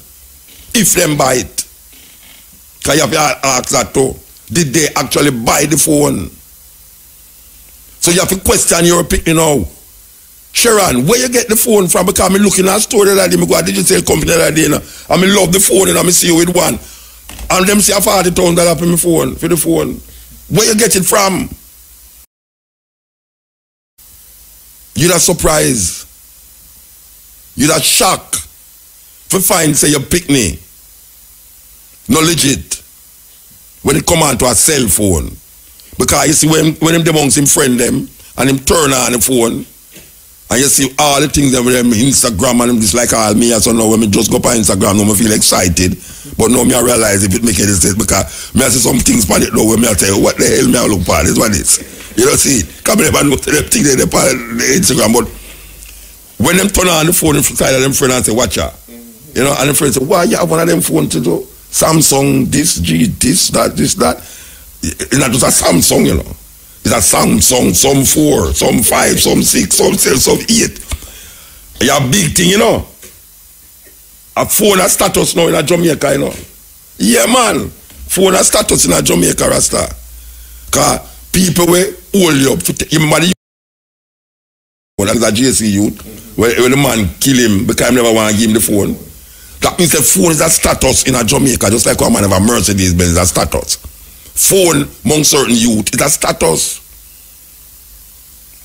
I worries when me come in on my phone the other day and Brian see it, you know. Oh gosh, when I hear Brian I go on over my phone. Because I know say any of me Mr. Phone and Brian me I go to. You understand? Serious thing. Because if him have a phone and it's a youth, I saw youth stay, I don't say nothing about him. And him a work. So give thanks to him a work. But a school youth who now work and him carry a phone in your house with value far more than him school fee. Eh? The phone value more than him school fee. Where the hell him get a phone from? And you not ask him nothing. All you there say, why you know say my old phone and I don't know. Use your phone and see if you can get Jerry for me because I'm supposed to bring some money come give me in and him not.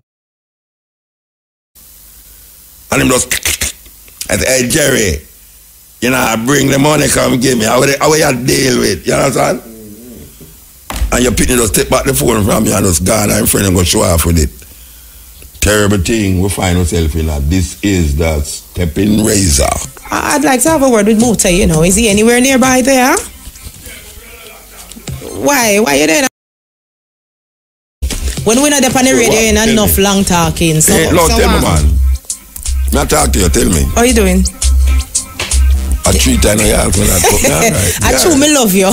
You true you love me? Yes. If you love me, you not look unnecessary conversation. That's why I love you. I try to get the attention. Every time you have the attention, you know. You like my lipstick today? Your lip what? Stick. And red. Me know you like the red. You must use a certain toothpaste that you have to stick up your lip. It's because you don't have no.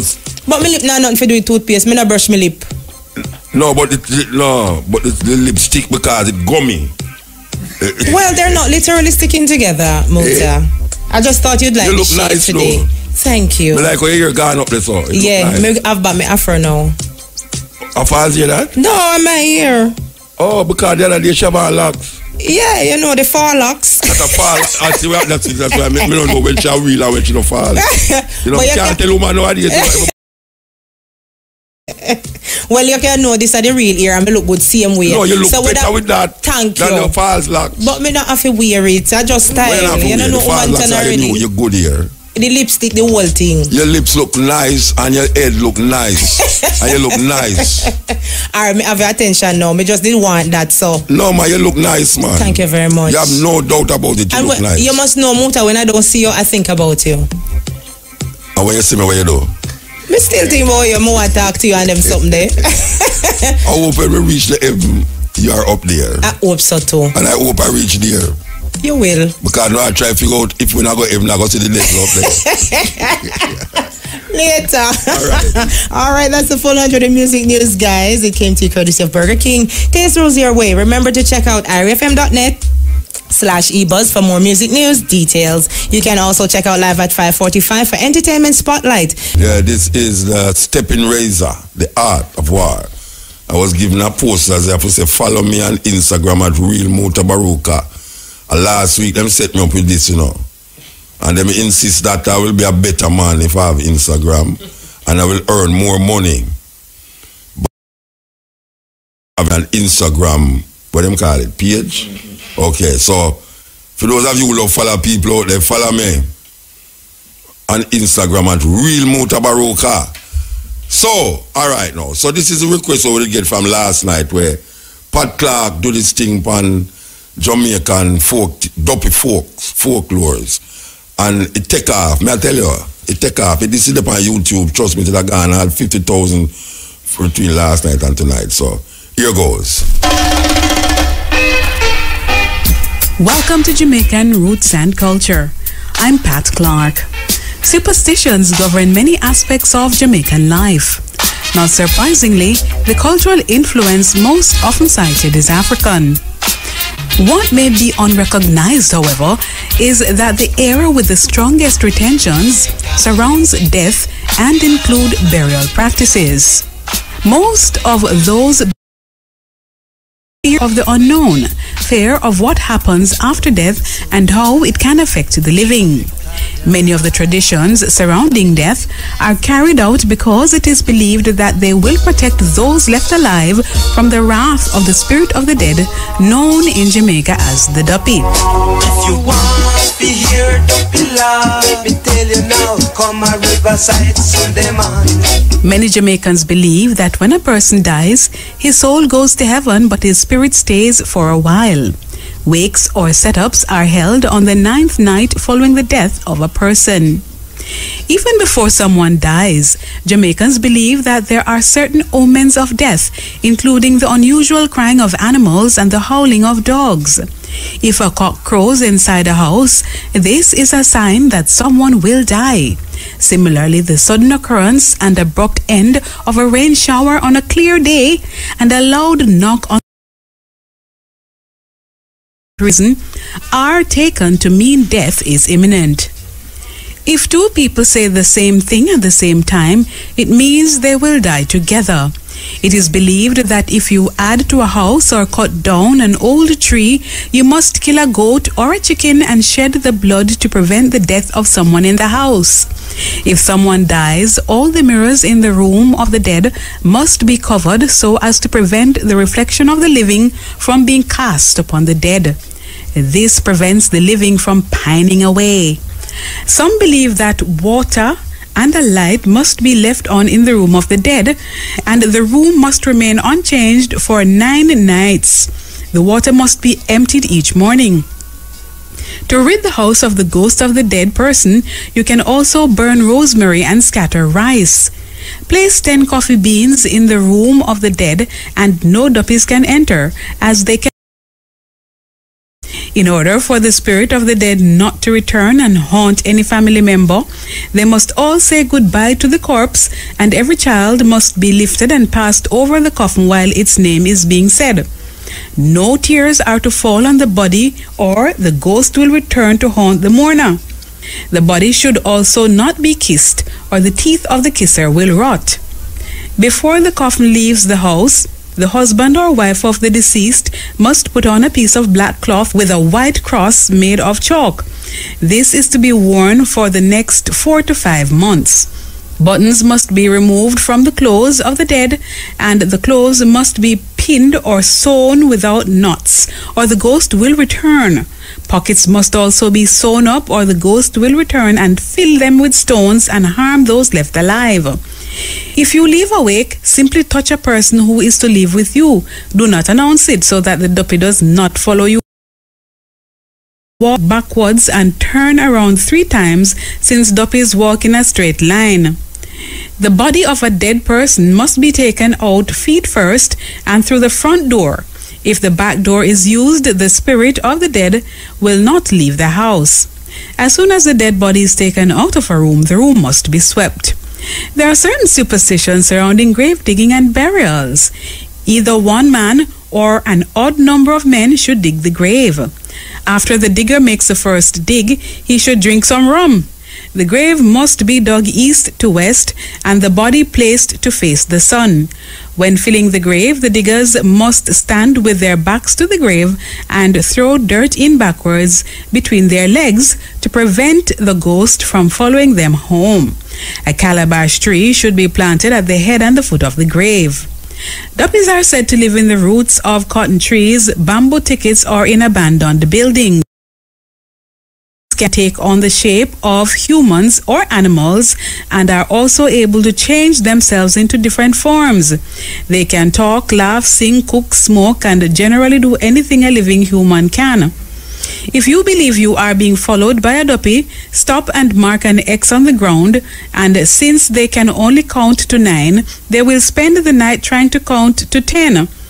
X is the Roman symbol for 10. Do not speak to a duppy immediately or it will hurt you. If the duppy is wearing black, he is harmless, but if the duppy is wearing white, it is dangerous. Use your left hand to strike a duppy if you must strike one. Do not kill any green lizards in a graveyard, as they are believed to be duppies. If you're in the bushes and hear a stick break, it is a warning from a dead relative that the area is unsafe. If you feel a sudden gust of warm air, it means that a duppy is present. Of the role of superstition in everyday Jamaican life, it is clearly holding on strong as generation after generation continue to share their ideas and continue to act on these beliefs. And now, to end Jamaican roots and culture, here's our famous quotation from the Black diaspora.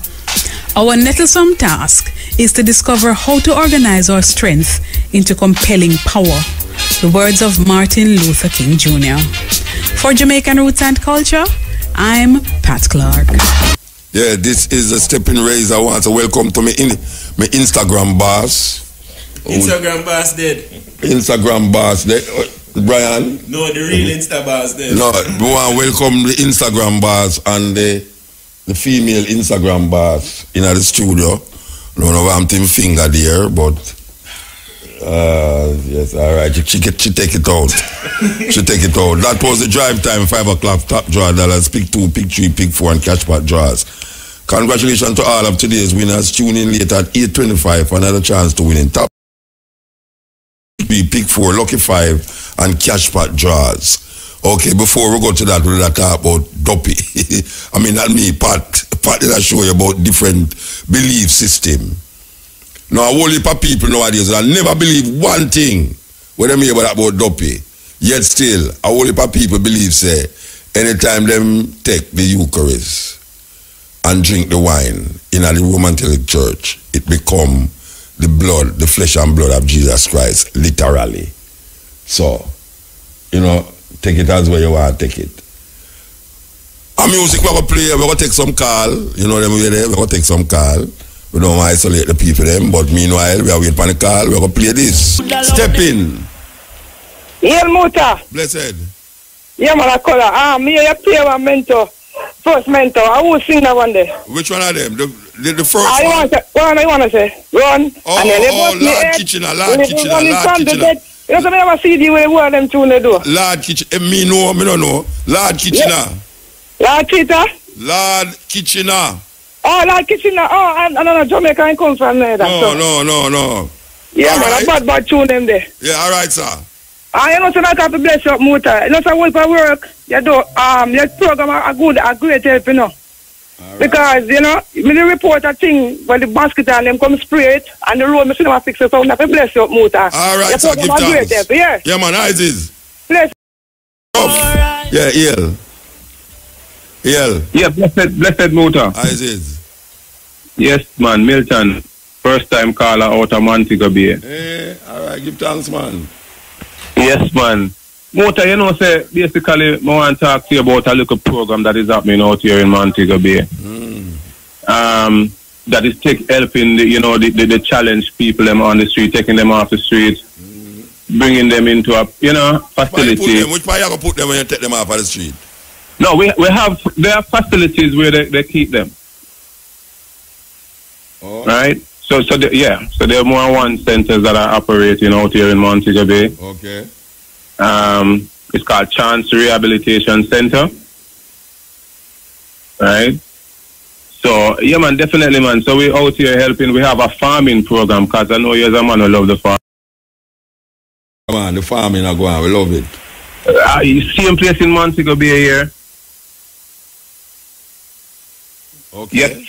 Yeah, man, same place out here in Montego Bay. So who is the people them who responsible for it? Well, the executive director, Natalie Reed, right? So she's here too with me because, I've come past through and I say, you know what, let me give Muta a call while I'm in the office because this is something Jamaica needs to know about what is happening out here in Montego Bay. Honestly, Muta, it's helping a lot of people. What happening in Montego Bay, that you say?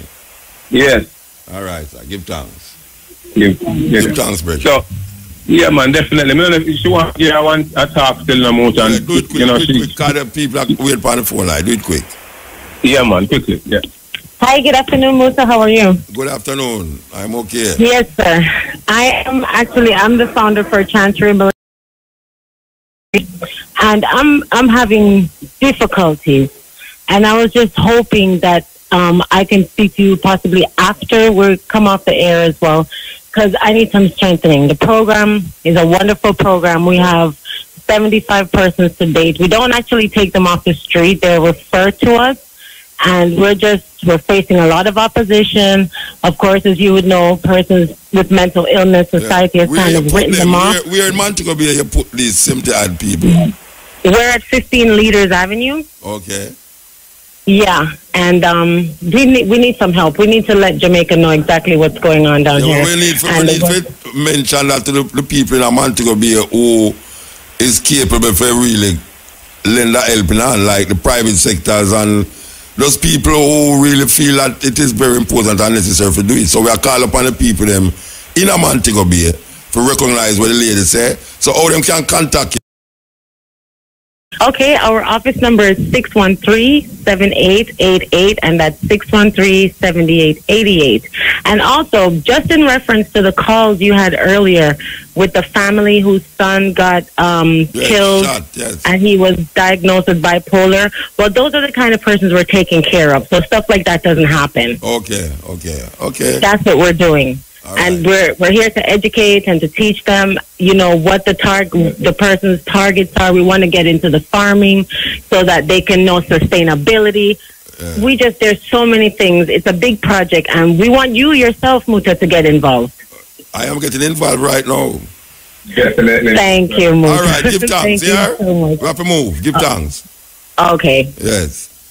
So anybody here that cry out there a while ago, and you're in the vicinity of Montego Bay and you're really interested in trying to help some of the people them on the road.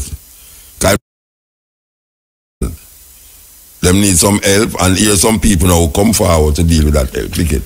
Step in. Yes, El, Muta. Yeah, blessed. Wagwan. There. There, man. You know, so me beat it Friday at court.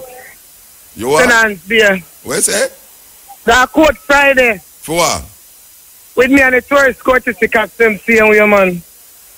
Cause I named on the RM, you know. People there. Beat up? Yeah, I mean, it get to beat up. Okay. So what you tell about the court now? Tell me. I go court Friday. I go Thursday and then stand down in matter for Friday because I pay for my office file. Yeah. So when I go back Friday now, the judge said to me, say, if I go mediation, and I say, no. But he say, the man, them, as I can see, Mr. These people are not coming to court. So I'm going to throw this matter out of court. So she threw the case out of court at that point. She just threw that part. Yeah. But the second step of it, me good motor, me excellent. When you say you're good and excellent, what you mean? You'll get yeah, me have it. But as I say, me contact Samantha all the while and whatever, but you know certain things me can't disclose from the ear. Yeah. But me good. Yeah, all right. Me good and as I say motor, at 3 years motor, remember. You know left me out. And bless up you and Samantha. All right. Can you remember the time when you come in here with the holy part this and the holy part that? Face bruise up and all them something there. Bruise up and mash up motor and them has said it. But the girl, you know, get the last set of paper, you know, and then she run off, you know. You understand? My friend, when me then I quote me here, lawyer stood up and said, he step away from this matter. You understand? But as a Mr. Motor, certain things me can't tell you. But me can tell some certain things to tell you, Motor. Me nah let you out. I never ever have you updated. And as me said to you today, me excellent. And when you hear excellent, you must know what that means. You hear, Motor? All right, Mama. And bless up yourself. And me love you. And big up Sammy for me. Yes. I mean, now left you out. You hear, Motor? All right. She hear you, man. She hear you. Yeah, man. Sammy and my girl, man. She don't left me, man. You don't left me, Motor. Yes. Yeah, as a poor woman, Pitney, when I stand up for me and make me feel. Because right now, you know, Motor, strong enough, me get strong and me get back fat. Yeah, man, me get back fat, man, and certain anger me not having on me again. All the back part is still fat. Fat Motor, man. Oh, strong gosh, Motor. man. And more life, me I say, Motor. If me see you no more, no say you. You're not going to know Sammy either, but Sammy pick me up. Anyway, Sammy there to me pick him up. Motor, bless up yourself. Me love you. And me respect everything what you do for me. And Samantha big up herself. Yeah, man, you said that. And we'll never forget to know. Yeah, all right, give thanks, yeah? Bless up, Motor. Bless up. Love up. Yeah? Well, I tell you, it's sound powerhouse now, you know. Me love that. You never know where you come in here. Me I tell you, man, it was a thing, man. Some of them, you know, them brother they were down there with them tourists. Them grab up. As you talk about that, you know, believe you me, you know. Me see one at Spanish Town, a little school girl. Me don't know if you see it, you know. Some policeman hold on a school girl face down on the ground. Have a big gun as usual, I walk around, you know. Me don't know what the hell this little girl could have done. For make 3 big Boston Town man. Hold her down on the ground, you know, Rasta with her face down, you know. She in her school uniform, you know. And you can't hear the people them and say, wait, I want them man there, what you do? You know, see it? Me don't know. Anybody see that incident in that Spanish Town? I mean, somebody see it because I see it on the YouTube, I see it on the thing, where it name there. Anything now, depend that. And I want to tell the people them because a man complained to me the other day, a virgin from Africa, we had do some shooting down here. Say him then half a tree and I shoot something and a policeman, him turn the camera and I shoot. And the policeman come to him and say, what him doing? And him say, well, him shooting. And him say, the policeman, the parliament say, I hope him not in the picture because him knows him can get arrested.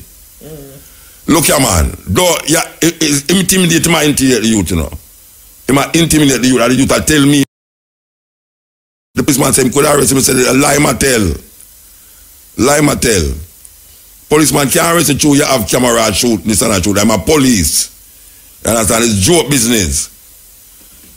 business. I intimidate them, I try to intimidate the youth. And you know, you see when the youth, him ask you where him come from. And the youth say, him come from Africa via America. Him do some work in Africa, but I really Ghana him come from. Him kind of dress back. The youth say him kind of ease back. Because the youth look at him and say, No, that's ridiculous. You know, because you stand up now and show him, say, that's ridiculous. So it's hear the accent now and realize it's not a Jamaican. But it's a show how terrible it is. But going back to this little video where happened, where we see, I don't know what that little schoolgirl do that the police them can't hold her down. Well, I don't know the thing. When you expect the thing to get good, get better, it's like it get weird. Yes, ill. Blessed. Yeah. Afternoon. Yeah, man. And I really don't want to talk to you no more, Jamaican people. Not really. Alright, we call them then, no? Yeah, man. But I mean you call, Bridget. No, Muta, let me talk, man. Alright. Jamaica a nice country, and Jamaica our country. Free country. Yeah? And we have to stand up for Jamaica, Jamaican people, all of it. We have to stand up for Jamaica and set Jamaica or Jamaica to stay. But at the same time now, it take laws. Yeah, strict law. Yeah.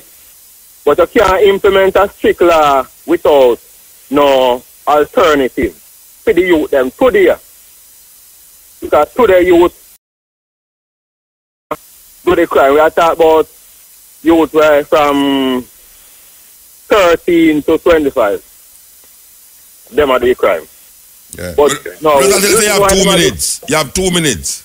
Yeah, Muta. You is why them do crime and do not the devil doing no, because they will find a fair glance, you know. But see me right now, me is a problem solver. That no one to be right now. And at the same time, now me have a plan when me start work on, and I really say me a talk and I walk. You see me start walk. Yeah, I want Jamaican people to help me with this, because at this I got stop the crime in Jamaica. Because you them not nothing to do. I want farm up the whole of Jamaica, every nook and cranny of Jamaica, east, west, north and south. What is the plan? What is the plan? Talk about the plan. Talk about the plan. Want about 200 pieces of equipment. You talk about tractor, bulldozer, name them. Where we use to make road 2 wheel. And them something that you have a farm with cutlass and file and pickaxe. Yeah. Them kill out we. Yeah. We want tractor vehicle and them things that we got through the hill, and we want factory and they hill them too. That's what I said. No, what is your plan? May I ask, you say you have a plan to stop the crime. What is the plan? I plan, me I tell you. The plan is to say where you want? Yeah. But that's not a plan. Want tractor vehicle. So you have a group of people where you go to deal with it? Yeah, me put it on a have it in a letter. Have it in a letter. So who you send the letter to? So the you don't send no letter, you know? Yeah, man, the Prime Minister office, man. You send a letter to the Prime Minister office? The office of the Prime Minister and the office of the opposition. So that is your plan? Yeah. And that will stop the crime? Every youth has work to do. Oh, I think you're going to show me an entrepreneurship way to get well, the thing going. Entrepreneurship I come to it. All right, I have to move though. I have to move. Irie. Yes, click it. Yeah, this is the stepping razor. We want to tell the people them say we will be playing down near the digital building in celebration of Reggae Day, which is Saturday, Reggae Day, the 1st of July. We know that other disc jocks will be there, and you know it's not the regular music of a play. We are talking about the real rubber dub, reggae, dub style. You understand? So we'll be there. I think Ilaw is supposed to be there too. It is going to be a wonderful occasion. It's free, but you have to have ticket. It's a new thing. This now people say free, but you have to have ticket. So it starts from another day, go right till 2 o'clock the next morning, Sunday morning, and I just music, pan top of music. Well, why you know that? And we part of that, dishing out of the music. This Saturday, right down there on the ocean and so, boulevard down there so, right on the sea edge, we're going to play music there. I think they're going to block off the road from west. I just music in the road, dance, what you call it, street dance. I want to tell the people them say, some face are come up And we have to heal up some fest because we see where them have upon it as one of the MC them for the night, me and Elise Kelly and Ron Mouchette. And you know, the last time I performed pan reggae something was the first one with my band. After that was it. So after so much years now, the new promoters them decide say they want Mutabaruka to be one of the MC them pan the show, and we agreed to it, and we were there. I think it's the last night, the 22nd of July, we are going to pan it, because as really and truly, whether they pan it or not, we have to support some fest, as we hear it many times, is really one of the festivals them we left out of many where Aguan, you know, Jamaica, Angla, about two major one. Okay, last call. Yeah. Give thanks, man. Give thanks. And give thanks to the program. I bless Past 2 weeks in a cry and give thanks to Ira from Muta. Yes. You see, Mama Elise, a special big up to him, especially for Monday. Monday got me there at Brookfield, you know. I carry some people got Brookfield at the beach there. And Muta, me I take, me say, you call Muta too? I say, yes. And then get him down. I love to listen to Mama Elise. The same time, Jah just make Mama Elise just say, bless up to Mr. Charles Mark anyway him there. Muta feel wonderful. So give a thanks here, Muta. All right, I give thanks. And when me I come on from Brookfield down, there was a police car took me down.